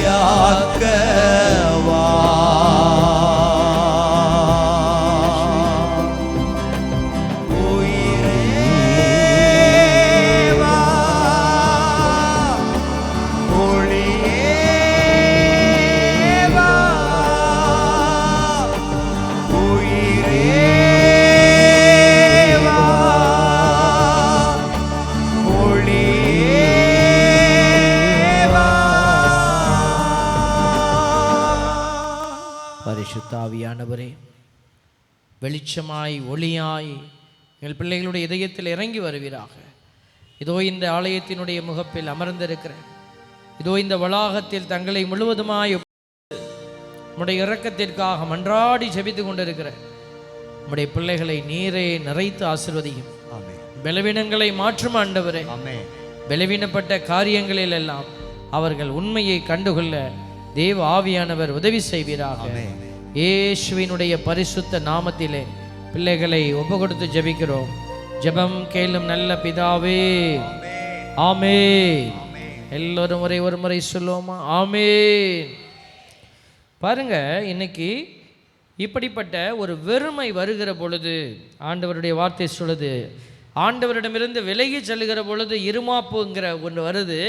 அந்த இருமாப்பினுடைய அடையாளங்களை எல்லாம் பாருங்க பைபிளில் எத்தனை இடத்துல நம்ம பார்க்குறோம். அதனால தான் ஆண்டவர் நம்மை ஆண்டவரோடு இணைந்து இருக்க அழைக்கிறார். யோவான் நற்செய்தி 15:4 ஆண்டவர் ஒரு அழகான வார்த்தை கொடுக்கிறார். அழகான வார்த்தை. யோவான் நற்செய்தி அதிகாரம் என்ன? எல்லாரும் சொல்லணும். யோவான் நற்செய்தி 15:4. இதெல்லாம் மனசில் எழுதி வைக்கணும். ஆமாம், யோவான் நற்செய்தி 15:4 என்ன சொல்லுது? நான் உங்களோடு இணைந்து இருப்பது போல. நீங்கள் சொல்லுங்க. பார்த்தீங்களா? ஆண்டவர் உறுதியாக சொல்கிறார், நான் இருக்கிறேனா இல்லையா தெரியல, நீ ஒழுங்காக இருந்தீன்னா நான் இருப்பேன். அப்படியெல்லாம் சொல்லலை, ரொம்ப பிளைனாக சொல்லிட்டார். நான் உங்களோடு இணைந்து இருப்பது போல நீங்களும் என்னோடு இணைந்து இருங்கள். ஹல்லேலூயா, பிரைஸ் தி லார்ட். ஆண்டவரோடு இணைந்து இருக்க விரும்புகிறவங்கெல்லாம் சொல்லுங்க ஹல்லேலூயா. இங்கே இணைந்து இருக்கிறவங்க தான் அங்கேயும் போய் இணைந்து இருக்க முடியும், மோட்சத்துக்கு போக முடியும். ஆண்டவரை போய் இப்படி முகமுகமாக ஆல்பர்ட் சாமியை பார்க்குற மாதிரி பார்க்க முடியும். ஆல்பர்ட்டை இந்த பூமியில் பார்த்துடலாம், ஆண்டவரை அங்கே போய் தான் பார்க்க முடியும். அப்போ ஆண்டவரை போய் மோட்சத்தில் பார்க்கணுன்னு ஆசைப்படுறவங்க சொல்லுங்கள் பிரைஸ் தி லார்ட். இப்போவே போகணும்னு ஆசையாக இருக்கிறவங்க சொல்லுங்கள் பிரைஸ் தி லார்ட். படுபாவி சந்தடி சாக்கில் இப்போவே அனுப்ப பார்க்குறான், எடுபட்டப்ப திட்டிருப்பீங்க நிறையா பேர். அவங்க மட்டும் சொல்லுங்கள் பிரைஸ் தி லார்ட். பார்த்தியா, பரவாயில்ல. உடனேலாம் உங்களை யாரையும் அனுப்ப ரெடியாக இல்லை, அங்கே ஓவர்லோடாக இருக்கும். ஆண்டவர் ஒருத்தராக செக் பண்ணி எல்லாம் பாவத்தெல்லாம் எண்ணி எடுத்து தராசை பிடிச்சி தூக்கி எல்லாத்துக்கும் தீர்ப்பு லிஸ்ட்டு நிறையா இருக்கும். அதெல்லாம் முடிச்சோடனே நம்மளை கூப்பிடுவார். நம்ம பிறக்கும்போது நம்ம கேட்டோமா? அதனால் சாவை இப்போ கொடு அப்புறம் கூடலாம் நம்ம கேட்கக்கூடாது. பிறப்பு நம்முடைய கையில் இல்லாதது போல் இறப்பும் நம்முடைய கையில் இல்லை, அது ஆண்டவரை சார்ந்தது. ஹல்லேலூயா. ஆண்டவருக்கு முன்னாடி நம்ம எப்போதுமே தயாராக மட்டும் இருக்கணும். ஆமாம், எப்போதும் தயாராக இருக்கணும் ஆண்டவர்கிட்ட போகிறதுக்கு. நிறைய பேருக்கு சாவுன்னா பயம். ஏன் பயப்படுறீங்க? இங்கெல்லாம் வாடகைக்கு வீடே கிடைக்க மாட்டேங்குது. அங்கே வாடகையே இல்லாமல் வீடு தராராமா. உனக்காக வீடு ரெடி பண்ணி வச்சுருக்கேங்கிறார். தண்ணி பிரச்சனை இல்லை, கரண்ட்டு பிரச்சனை இல்லை, எவ்வளோ பிரச்சனை இல்லாமல் போகுது. நான் எப்படா போகலாம்னு ரெடியாக இருக்கிறேன். சீக்கிரம் போயிட்டால் நமக்கு ஒரு நிம்மதி இல்லை, பிரச்சனையே இல்லை. இங்கே பாருங்கள், சீக்கிரம் போகிறதுக்கு எனக்கு அடிக்கடி இந்த பாட்டு மனசில் ஓடிக்கிட்டே இருக்கும். ஓ என் ஆத்துமமோ ஏக்கமாயிருக்கின்றதே, நிலையான வான்வீடு நுழைகின்ற தருணம் எப்போது வரும் என்று. இந்த பாட்டை நீங்களும் பாடுங்க. இல்லை சாமி, நிறையா வேலையெல்லாம் இருக்குது சாமி, வீட்டுக்கு வெள்ளையை அடிக்கணும் சாமி, கிறிஸ்மஸ்க்கெலாம் நல்லா சாப்பிட்டுட்டு நல்லா செய்ய வேண்டியதெல்லாம் செய்யுங்க. ஆண்டவர் எப்போ கூப்பிட்டாலும் போகிறதுக்கு தயாராக இருக்கணும். Price the Lord. பயப்படக்கூடாது. ஆமாம், அங்கே போனால் ஏதோ நமக்கு பெரிய ஆண்டவர் சாட்டையை வச்சுக்கிட்டு வெயிட் பண்ணி நிற்கிற போல் பயப்படக்கூடாது. ஆண்டவரை நம்பணும், அவர் சொல்கிற வார்த்தைகளை கடைப்பிடிங்க. அங்கங்கே நீங்கள் தவறி விழலாம், அதை பற்றி கவலைப்படாதீங்க. அதுக்காக வேணும்னு தவறி விழாதீங்க. தவறி எதேச்சையாக நம்ம மனித பலவீனத்தில் விழலாம். நீங்கள் ஆண்டவர்கிட்ட மன்னிப்பு கேளுங்க, மீண்டும் வந்து லைனில் நின்றுக்கங்க. தப்பை சரின்னு சொல்லிட்டு மட்டும் நிற்காதீங்க. தப்பை சரி, இதுதான் சரி அப்படின்னு தப்பான வழியில் போகக்கூடாது. ஒரு 4-5 பிள்ளைங்களை வச்சு ஒரு 5-6 பிள்ளைங்க ஓட்டப்பந்தயம் வைக்கிறாங்க. குட்டி பிள்ளைங்க எல்லாம், குட்டி குட்டி பசங்க. விசில் ஊதுனோன்னு எல்லாம் அப்படி ஓடுது, ஒன்று மட்டும் இப்படி திரும்பி இப்படி ஓடுது. நகைச்சுவையாக இருக்குது, அது ஜோக் ஆகிடுச்சு. ஆனால் வாழ்க்கையில் ஓட்டத்தில் இப்படி ஓடுனா எப்படி இருக்கும் பாருங்களேன். நிறைய பேர் அப்படி தான் ஓடிக்கிட்டு இருக்கோம், நம்ம இஷ்டத்துக்கு ஓடிக்கிட்டு இருக்கிறோம். அதனால தான் ஆண்டவர் வார்த்தையை பேசுகிறார். எதுக்கு பைபிள் படிங்க பைபிள் படிங்கன்னு சொல்கிறோம்? நீ ஓடுற ஓட்டம் சரியாங்கிறத உனக்கு காட்டும் இந்த பைபிள். Price the Lord. யார் யார் எப்படி செயல்படுகிறோம் என்பதை நமக்கு வெளிப்படுத்துவது இந்த பைபிள் தான். அதனால தான் பிசாசு என்ன செஞ்சிட்டான், பைபிளை மட்டும் தொட்டுறாத, பைபிளை மட்டும் தொட்டுறாத, வாங்கி பத்திரமா வச்சுக்கோ வீட்டில். எல்லார் வீட்லேயும் பைபிள் இருக்கும், ஆனால் பைபிளை எத்தனை பேர் தொடுறோங்கிறது தான். அதனால தான் சொல்கிறோம், டெய்லி 10 வரி பைபிளை எடுத்து வாசிங்க. ஒரு அதிகாரம் 5 அதிகாரம்னு சொல்கிறாங்க. நான் சொல்லுவேன், ரொம்ப கம்மியாக சொல்லுவேன், ஒரு 10 வரியாவது வாசிங்களேன். வாசிக்க முடியாதவங்க, சின்ன பிள்ளைங்கள டெய்லி ஒரு 10 வரி வாசிக்க சொல்லுங்கள். வார்த்தைங்கிற விதை விதைக்கப்பட்டுச்சுன்னா அந்த நிலம் விளையும். பிள்ளைங்களுடைய நிலம் விளையலை, அதுதான் ஒரு சில கட்டத்தில் அதுங்க தவறான முடிவெடுக்கிறாங்க. காரணம் என்ன? வார்த்தைங்கிற மண்ணா விதைக்கப்படலை, விதை விதைக்கப்படலை. டெய்லி ஒரு 10 வரியை பைபிள்லேருந்து, நற்செய்தியிலேருந்து வாசிங்க, திருப்பாட்டிலேருந்து வாசிங்க. எது உங்களுக்கு பிடிச்ச பகுதியை அதை எடுத்து வாசித்து பாருங்களேன். ஆனால் மந்திரம் போடுற மாதிரி வாசிக்காதீங்க. ஆண்டவரே நான் துறப்பனா, நீ நல்ல வார்த்தையாக காட்டுவியா? ஆண்டவரே ஆண்டவரே ஆண்டவரே அப்படி தான் ஒருத்தன் வாசித்தான். யூதாசன் ஆண்டு கொண்டு செத்தான். திருப்பி ஐயோ ஆண்டவரே என்ன பயங்கரமாக வருது ஆண்டவரே இன்னைக்கு, ஆண்டவரே ஆண்டவரே நான் நீயும் போய் அப்படியே செய்யின்னு வந்துச்சான். திருப்பி அவன் ஐயோ ஆண்டவரே இன்றைக்கி என்ன நேரமே நல்லா இல்லையே, ஹல்லேலூயா ஹல்லேலூயா ஹல்லேலூயா, செய்ய வேண்டியதை விரைவாய் செய்யணும். இந்த மாதிரி ஆளெல்லாம் ஆண்டவர் கொண்டுபிட்டு தான் உட்காருவார். நம்ம யாருங்க கட்டளை போடுறதுக்கு அவருக்கு? அவர் வானத்தையும் பூமியும் படைத்த ஒரு ராஜாதி ராஜா, அவர் எல்லாத்துக்கும் அதிபதியாக இருக்கிறார். அது நீங்கள் எதை வாசிக்கணுமா வாசிங்க. மனசு கவலையாக இருக்கா, திருப்பாடல் கவலையாக இருக்கிறத எடுத்து வாசி. துன்பமாக இருக்கா, துன்பத்தில் ஆறுதல் எடுத்து வாசி. என்னத்தை எடுத்து வாசித்தாலும் அதில் ஆண்டவர் பேசுவார். Price the Lord. எபிரேயர் 4:12 சொல்லுது, ஆண்டவருடைய வார்த்தை உயிர் உள்ளது, ஆற்றல் வாய்ந்தது. எந்த வார்த்தை? நான் மந்திரம் போடுற மாதிரி எடுக்கிற அந்த வார்த்தையா? இல்லை, நீங்கள் எதை வார்த்தையை எடுத்து நம்பிக்கையோடு வாசித்தாலும் அந்த வார்த்தை உயிர் உள்ளது, ஆற்றல் வாய்ந்தது. அங்கிருந்து ஆண்டவர் வேலை செய்வார். Price the Lord. ஆண்டவருடைய பிள்ளைகள் இதை உணர்ந்து கொள்ளணும். அது வெட்டக்கூடிய எந்த வாளினும் கூர்மையானது, இருபக்கமும் வெட்டக்கூடிய. நீங்கள் போய் அந்த வார்த்தையை உங்கள் பிள்ளைகளுக்கு சொல்லும் போது அது உங்களுக்கும் உதவி செய்யும், அவங்களுக்கும் உதவி செய்யும். அதான் அந்த வெட்டக்கூடிய நிலை. நீங்கள் ஒரு வீட்டில் ஜெபிக்க போகிறீங்க, இறை வார்த்தையை சொல்லி ஜெபிக்கிறீங்க, அப்போ அவங்களுக்கும் விடுதலை கிடைக்கும், ஜெபிக்கிற உங்களுக்கும் ஆற்றல் கிடைக்கும். பாருங்கள், 2 பக்கமும் அது எஃபெக்டிவாக இருக்கும். உங்கள் ஆத்மாவை அது பிரித்து காட்டுமா, உங்கள் ஆத்மாவையும் ஆவியும் பிரித்து காட்டும். உன் ஆத்மா சரியாக தான் யோசிக்குதா, உன் ஆத்மா உயிரோடு இருக்குதா? இதை நீங்கள் போய் அடுத்தவங்ககிட்ட கேட்டு தெரியணும்னு அவசியம் இல்லை, நீங்களே கண்டுபிடிச்சிக்கலாம். கண்டுபிடிச்சி என்ன செய்ய போகிறோம்? ஆவியை உயிரோடு வைக்கணும் இல்லையா? அப்போ இந்த ஆவி உயிரோடு இருக்கிறதுக்கு எது வல்லமை? ஆண்டவர் கொடுத்த ஆற்றல் உள்ள வார்த்தை இது. இந்த வார்த்தை தான். இந்த வார்த்தையை எடுத்து நீங்கள் வாசிங்க. அதுதான் ஆண்டவர் சொன்னார், வார்த்தை வல்லமையாய் செயலாற்றுகிறது. எதுக்கு சீடர்கள்ட்ட சொன்னார், போய் நற்செய்தியை எல்லா பக்கமும் அறிவிங்கன்னு? இந்த நற்செய்தி பிள்ளைகளுக்கு உயிர் ஊட்டக்கூடிய ஆற்றல் அது. அதனால தான் ஆண்டவர் சொன்னார். இந்த ஆத்மாங்கிற ஒன்று உள்ளுக்குள்ளே இருக்குதுங்க, வெளியில் தான் உடம்பு இருக்குது, உள்ளுக்குள்ளே ஆத்மா இருக்குது. இந்த ஆத்மா உயிரோடு இருக்கணும், அதுக்கு உணவு வேணும். அந்த ஆத்மாவுக்கு உணவு இந்த இறைவார்த்தை தான். நீ வேறு புஸ்தகத்தை வாசிச்சிங்கன்னா அது உணவு அல்ல, எல்லாமே புஸ்தகம் மாதிரி தான் தெரியும். இதுவும் பைபிளும் புஸ்தகம் மாதிரி தான் தெரியுது, ஆனால் இது வெறும் புத்தகம் அல்ல, இது ஆண்டவருடைய உயிருள்ள வார்த்தை. Price the Lord. அதனால தான் சொல்கிறோம், நீங்கள் இதை எடுத்து டெய்லி வாசிங்க, அப்போ தான் உங்கள் ஆத்மா உயிரோடு இருக்க முடியும். ஆத்மாவை இழந்துட்டால் நீங்கள் எதையுமே வெற்றி கொள்ள முடியாது. பாருங்கள், ஆத்மாவை இழந்துட்டு நீங்கள் வெற்றி அடையவே முடியாது. அதனால தான் ஆண்டவர் இதெல்லாம் சொல்லி கொடுக்குறார் பிள்ளைகளே. 2 கொரிந்தியர் 6:1 சொல்லுது பாருங்கள். 2 கொரிந்தியர் 6:1-2 ஆண்டவருடைய வார்த்தை சொல்லப்படுகிறது, நீங்கள் கடவுளிடமிருந்து பெற்றுக்கொண்ட அருளை வீணாக்க வேண்டாம். கடவுள் உங்களை வெறுமையாய் படைக்கலை. கடவுள் உங்களை படைக்கும் போது உங்களை வெறும் உடம்பில் இருக்கிற உடலை வச்சு படைக்கலை. உடம்புக்குள்ளே நிறைய ஆற்றல் இருக்குது நமக்கு. நிறைய அற்புதம் கொடுத்துருக்கிறாரு உடம்புல. இந்த உடம்புல இருக்கிற அதிசயத்தை மட்டும் நீ அதுவே தெரியல நமக்கு. நிறைய உடம்புல இருக்கிற அதிசயம் என்னன்னே தெரியல. பாருங்கள், நம்ம உடம்போட அதிசயத்தை நீங்கள் அப்பப்போ தியானித்து பாருங்கள். இந்த கேமரா இருக்குது பார்த்தீங்களா, இந்த கேமரா வந்து இப்போ செட் பண்ணி வச்சுட்டாரு. அதனால் எங்கள் சார் உட்கார்ந்துருக்கிறார். இப்போ என்னை வந்து க்ளோஸ்அப்பில் காட்டணும்னு வச்சுக்கோங்க, என்ன பண்ணுவார்? கேமராவை அட்ஜஸ்ட் பண்ணணும். அட்ஜஸ்ட் பண்ணி ஜூம் இன் ஜூம் அவுட்டு அப்படி வந்தால் தான் பக்கத்தில் வந்து தெரியும். இப்போ பாருங்கள், நம்மக்கிட்டேயும் 2 கேமரா இருக்குதா? என்ன தலையை கூட ஆட்ட மாட்டேங்கிறாங்க. இருக்குதா? பாருங்கள், நம்ம எல்லாத்துட்டையும் கண்ணு, இதான் கேமரா இருக்குதா?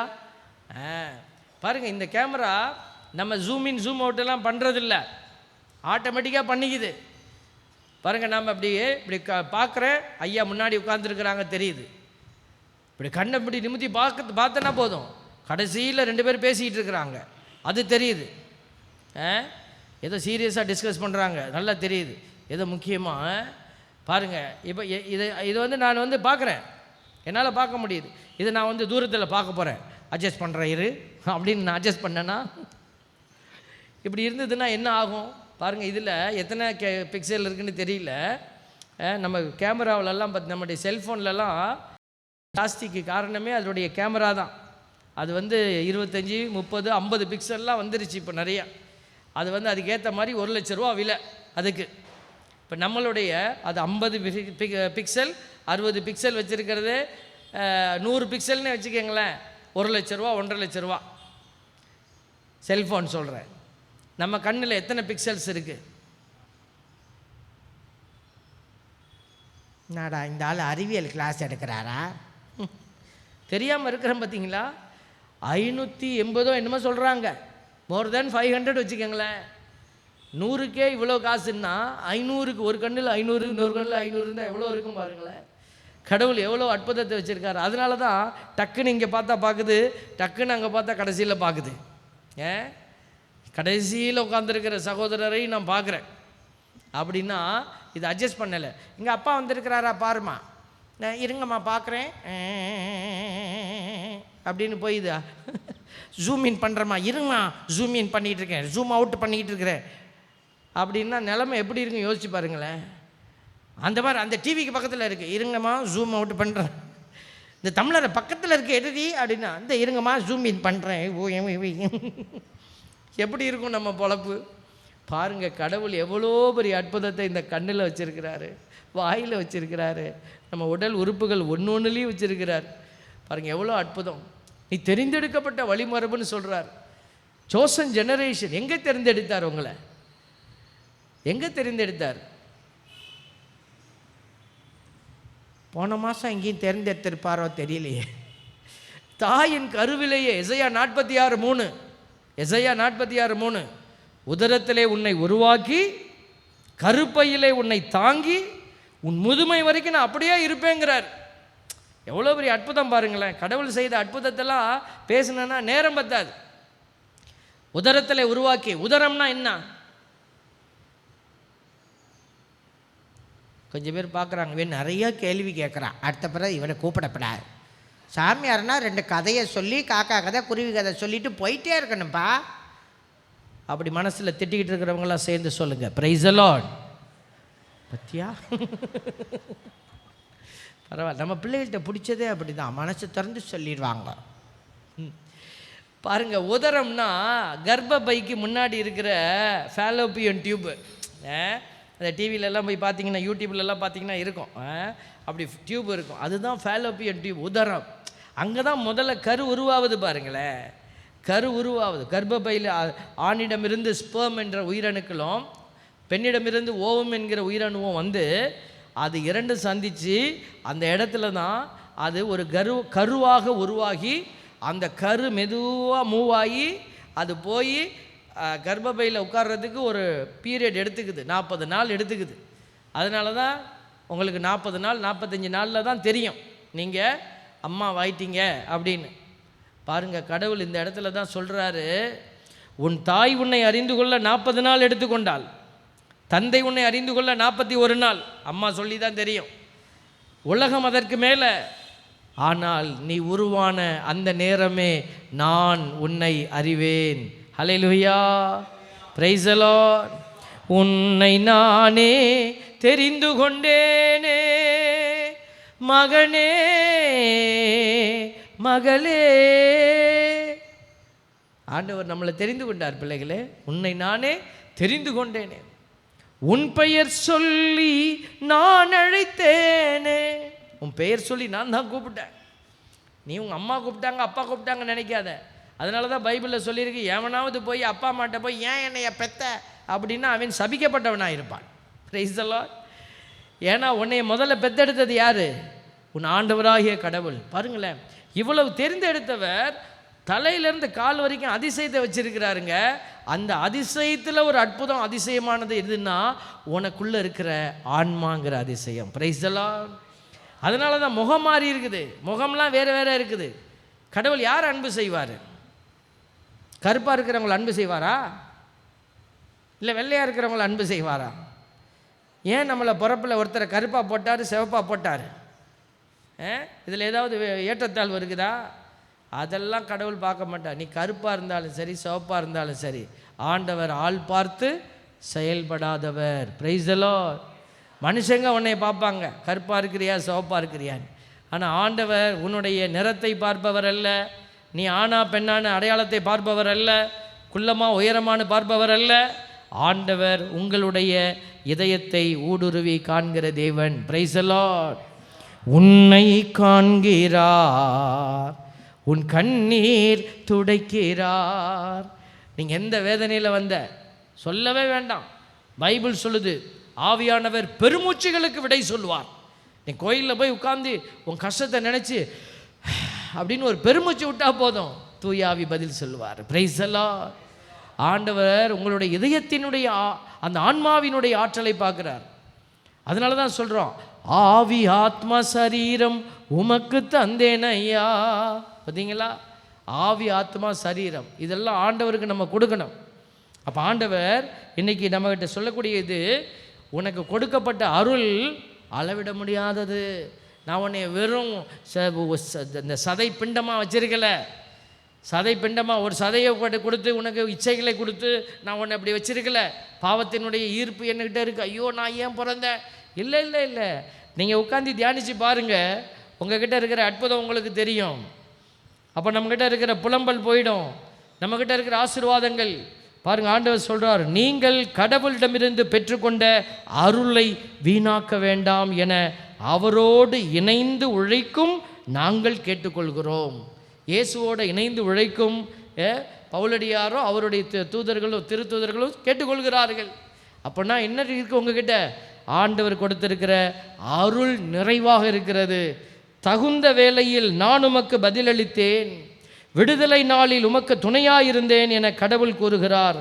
இதுவே தகுந்த காலம், இன்றே மீட்பு நாள். அதனால தான் ஆண்டவர் இன்றைக்கு உங்களுக்கு இந்த செய்தியை சொல்கிறாரு. இன்றைய உலகத்தை காப்பாற்றுறதுக்கு யாரோ ஒருத்தர் இயேசு வரணும்னு நினைக்காத, இன்னைக்கு நீ தான் இயேசு கிறிஸ்து. ஹல்லேலூயா. ஆண்டவர் உன்னைத்தான் பெயர் சொல்லி அழைத்தார், தாயின் கருவிலை தெரிந்தெடுத்தார். ஆண்டவர் இன்னைக்கு நம்மளை தான் கூப்பிடுறாரு. எதுக்கு? இந்த பூமியில் உப்பாக ஒளியாக இருந்து நீ சான்று பகர அழைக்கப்படுகிறாய். எதற்கு சான்று பகரணும், எப்படி சான்று பகரணும், அதை தெரிந்து கொள்ளணும் நீங்கள். அதுக்கு தான் ஆண்டவர் இந்த இடத்துக்கு உங்களை கூட்டிகிட்டு வந்திருக்கிறார். மற்றவர்களைப் போல அவங்க அப்படி செஞ்சாங்க, நானும் அப்படி செய்வேன். அவங்க சொன்னாங்க, உன் வீட்டில் இவ்வளோ பிரச்சனை இருக்குது, நீ போய் அங்கே போய் உடுக்காடி, அங்கே போய் நீ மந்திரத்தை போடு, உனக்கு எல்லாம் சரியாயிரும், கயிறை கட்டிக்கோ, உனக்கு எல்லாம் சரியாயிரும். இல்லை, நீங்கள் அதெல்லாம் கிடையாது. என் ஆண்டவருடைய வார்த்தையினாலே நான் கட்டப்பட்ட பிள்ளையாக இருக்கிறேன். இதை நீங்கள் சொல்ல முடிஞ்சதுன்னா நீங்கள் தான் இந்த அடையாளமாக இருக்கிறீங்க. எந்த அடையாளமாக இருக்கிறீங்க? கடவுளிடமிருந்து பெற்றுக்கொண்ட அருளை வீணாக்காத பிள்ளைகளாக இருக்கிறீங்க. Praise the lord. ஹல்லேலூயா. அடுத்தவங்க சொல்கிறாங்க, உங்கள் வீட்டில் சாவுக்கு ஏதுவான ஒரு ஆபத்து இருக்கிறது. நிறைய பேர் அப்படி தான் ஏமாந்து போகிறாங்க. இன்றைக்கி என்ன செய்கிறதுன்னு தெரியல, யார்கிட்ட போகிறது. இப்படி யாராவது பைபிளை தூக்கிக்கிட்டு வந்தால் போதும், உடனே பிரதர் எங்கள் வீட்டுக்கு வந்து சேவம் பண்ணுறீங்களா பிரதர், எங்கள் வீட்டுக்கு வந்து, எங்கள் வீட்டில் என்னன்னு தெரியல பிரதர், கட்டு நிறைவாக இருக்குது பிரதர், கட்டு நிறைவாக இருக்குது. கட்டு நிறைவாக இருந்தால் நீயே மெதுவாக ஒன்று ஒன்றா எடுத்து விட்டுரு. பாருங்கள், தெரியல என்ன செய்யணும்னு தெரியல பிள்ளைகளை. அதனால தான் ஆல்பர்ட் சாமிக்கு ஃபோன் பண்ணுறது. ஆல்பர்ட் ஃபார் வல்லமையாக பேசுகிறார். ஒரு அம்மா 2 பொம்பளை பிள்ளை ஃபோட்டோவை அனுப்பி விட்டு, என் பையலுக்கு 30 வயசு ஆச்சுங்க பாதர், ஒன்றும் கல்யாணமே என்ன நடக்கலைங்க பாதர், பார்த்து என்ன பண்ணுறது முடிவு பண்ணது ரொம்ப கஷ்டமாக இருக்குது. 2 பிள்ளையை போட்டு அனுப்பியிருக்கேன், கொஞ்சம் பார்த்து சொல்லுங்கள் பாதர் எந்த பிள்ளையை முடிச்சு விடலான்னு. நான் பார்த்துட்டு சிரிச்சுக்கிட்டு போயிட்டேன். 1 வாரம் கழிச்சு, என்ன பாதர் அனுப்புனேனே பார்த்தீங்களா? இல்லைம்மா நானும் பார்த்தேன், 1 வாரமாக பார்த்துக்கிட்டு தான் இருக்கேன், எனக்கு 2 பிள்ளையும் அழகாக தெரியுதுமா அப்படின்னு. தேவ பிள்ளைகளை, ஏன் கடவுளோட பிள்ளை 2 பிள்ளை, அதில் போய் நான் எது நல்லது எது கெட்டதுன்னு நான் சொல்லுவேன். அதாவது அவங்களுக்கு கடவுள் சொல்லி கொடுப்பார் கண்டிப்பாக, எது உகந்தது அப்படிங்கிறத அதில் இருக்குது. 2 பிள்ளையும் கட்டிக்க முடியாது. ஆனால் அவர்கள் கேட்கணும் ஆண்டவர்கிட்ட. உன் கதையை கொண்டுட்டு வந்து அடுத்தவன்கிட்ட கதை பேசுகிறாருன்னா உங்கள்கிட்ட சுதந்திரம் என்ன இருக்குது? கடவுள் உங்களை சுதந்திரத்தோடு படைச்சிருக்கிறார். உன்னுடைய ரகசியத்தை போய் அடுத்தவன்ட்டெல்லாம் சொல்லிக்கிட்டு இருப்பாரா? சொல்லுவார். எப்போ சொல்லுவார்? ரொம்ப ஆபத்தில் நீ நிற்கிறீன்னா யாருக்காவது வெளிப்படுத்தி அவனை போய் காப்பாற்றுட்டு சொல்லுவார். அது ரொம்ப இக்கட்டான சூழல். எல்லா இடத்திலும் உங்களுடைய ரகசியத்தெல்லாம் என்கிட்ட சொல்லுவார் இல்லை, ஆண்டவர் உங்ககிட்ட பேச. ஏன்னா நீங்கள் பிள்ளைகள், நீ ஆண்டவரோட பிள்ளை. நீ ஆண்டவர்கிட்ட முட்டி போடு, மன்றாடு, கை உயர்த்து, ஆண்டவரேன்னு கூப்பிடு. எதுக்கு நம்ம போய் இங்கே மந்திரத்தை மாய்த்துக்கிட்டே ஓடணும்? பாருங்களேன், பயம். எங்கே நான் செத்துருவனோ, எங்கே உங்கள் குடும்பம் அழிஞ்சு போயிடுமோ, என் பிள்ளைங்க வீணாக போயிடுமோ அப்படின்னு சொல்லி நம்ம தொவுக்கடின்னு போய் சேத்துல சாணியில் காலை வைக்கிறோம். நான் கிராமத்தில் இருந்தப்போ சாமியார் ஆகி 2வது ஆண்டு, அப்போ தான் பங்கு சாமியாராக போட்டாங்க என்ன. 2வது ஆண்டு கிராமத்திலேருந்து அடுத்த ஊர்களுக்கு பூசிக்கு போகணும். இப்போ பார்த்திங்கன்னா ஒரே வயலாக இருக்கும். அந்த வயல்வெளி பக்கத்தில் போகும்போது இந்த பாம்பு வந்துடும், பாம்பு நிறையா வரும். அதனால் பயந்துரு, எனக்கு பாம்பை கண்டால் கொஞ்சம் பயம். அதனால் ஒரு பையனை கூப்பிட்டு கேட்டேன், இந்த பாம்பெல்லாம் பார்த்தா என்னடா நீ எப்படிடா அப்படின்னு. அவன் பாம்பா, நான் வாழை பிடிச்சி அப்படியே சுற்றுவேன் பாத அப்படின்னா. சிங்க குட்டி வா பின்னாடி அப்படின்னு உட்கார வச்சுட்டு பக்கத்து ஊருக்கு ஒரு நாள் பூசிக்கு போயிட்டுருக்கிறேன். போய் ஒரு திருப்பத்தில் அப்படி திரும்பின பாருங்க, நடு ரோட்டில் ஒரு 50 பேர் நின்றுக்கிட்டு ஒடுக்க அடிச்சிட்ருக்குறாங்க. போறியா போறியா. 2 எல்லோ சாரி லேடிஸ் நடுவில் பெரிய குச்சி வச்சுக்கிட்டு டான்ஸ் ஆடிக்கிட்டு இருக்காங்க. ஆன்னு எனக்கு என்ன நடக்குதுன்னு தெரியல. இந்த சீனெல்லாம் அப்போ தான் புதுசாக பார்க்குறோம். நான் அப்படியே வண்டியை நிப்பாட்டிட்டேன். பக்கத்தில் இருக்கிறவங்களாம் போக மாட்டேங்கிறான், எல்லாம் திருப்பிக்கிட்டு போகிறான். ஒருத்தன்ட்ட கேட்குறேன், என்னங்க போகலாமா? போகலாம் அப்படின்ட்டு அவன் திருப்பிட்டு போகிறான். அப்புறம் இந்த சிங்கம் பின்னாடி உட்காந்துச்சு பார்த்தீங்களா, அது இப்படி லைட்டாக எட்டி பார்த்துச்சு. அவ்வளோதான், என் அங்கேயே பிடிச்சி இழுத்துட்டான். ஃபாதர் திருப்பம் வண்டியை திருப்பம் ஈரா என்ன நடக்கும்? ஃபாதர் பேய் ஓட்டுறாங்க நம்ம இப்போ போகப்படாது ஃபாதர். பூசிக்கு போகணுண்டா, போய் தாண்டா ஆகணும், வேறு பாதை இல்லைடா, இந்த வழியாக தாண்டா போகணும் அப்படிங்கிற. ஃபாதர் பூசையெல்லாம் அப்புறமா வச்சுக்கலாம் ஃபாதர். அவன் சொன்னான், ஃபாதர் பவுடர் அடிச்சிருக்கீங்களான்னு கேட்டான் பின்னாடி உட்காந்து சிங்கம். நான் சொன்னேன், ஆமாண்டா பவுடர் அடிச்சிருக்கேன், செண்டு போட்டிருக்கேன். இப்போ என்னடா இந்த பிசாசுக்கு பவுடர் அடித்தா பிடிக்காதுன்னா. என்னடா தியாலஜி சொல்லி கொடுக்கும்போது இதெல்லாம் சொல்லி கொடுக்காம விட்டாங்கடா. பிசாசுக்கு எது பிடிக்கும் எது பிடிக்காது. அப்போ ஆண்டவர்கிட்ட தான் கேட்டேன், ஆண்டவரே என்ன ஆண்டவரை செய்கிறது, மேலே போகிறதா? ஆண்டவர் சொன்னார், நான் போனப்போ பிசாசுகள் நடுங்கின. நீ ஏன் ஊழியக்காரன் இவ்வளோ நேரம் நிற்கலாமா முதல்ல இந்த இடத்துல? நீ மேலே போகலைன்னா நான் பின்னாடி வந்து உன்னை அடிப்பேன் அப்படின்னேன். ஆண்டவர் அடித்தா பெரிய அடியாக இருக்கும். அதனால் வண்டியை டர்ன்னு எடுத்துகிட்டு முன்னாடி போனேன் பாருங்க. அதில் ஒரு ஜென்டில் லேடி ஆடிக்கிட்டு இருந்தது. நீ மட்டும் போ அப்படின்னு. அது சிங்கம் அசிங்கமாக ஆயிட்டார். அப்படியே கட்டி பிடிச்சி மயக்க போடாத ஒரு நிலைமை தான் பாருங்கள். அந்த நேரம் எனக்கே கொஞ்சம் படபடன்னு தான் வந்துச்சுன்னு வச்சுக்கோங்களேன். என்ன செய்கிறது? இதுதான் எல்லா மனிதர்களுக்கும் ஏற்படக்கூடிய ஒரு உணர்வு. அந்த நேரம்தான் ஆண்டவர் சொல்கிறாரு, நான் உன்னோடு இருக்கிறேன். Price the Lord. அந்த முடிவெடுக்க முடியாத நிலையில் நீ சொல்லணும், எது சரி, எது கடவுளுக்கு முன்னாடி உண்மையானது நீதியானது, அதை எடு. அங்கே ஆண்டவர் நிற்பார் உனக்கு துணையா. Price the Lord. ஆமாம், உன்னோடு நான் இருப்பேன்னு சொன்னவர் பொய் சொல்லலை, உண்மையாக சொன்னார், உறுதியாக சொன்னார். அவர் நம்மளோட இருப்பார். என் அன்பு பிள்ளைகளே, தகுந்த வேளையில் நான் உமக்கு பதிலளித்தேன், விடுதலை நாளில் உமக்கு துணையாக இருந்தேன் என கடவுள் கூறுகிறார். சரிங்களா? அதனால் சீராக்கினுடைய 32:13 சொல்கிறபடி, மேலும் உன்னை படைத்தவரை போற்று, அவரே தம் நலன்களால் உன்னை நிரப்புபவர். நிரப்பியவர், நிரப்ப போகிறவர், அவர் நேற்றும் இன்றும் என்றும் மாறாதவர். நிரப்பியவர் அவர் தான், இப்போ நிரப்புகிறவரும் அவர் தான், உன்னை நிரப்ப போகிறவரும் அவர் தான்.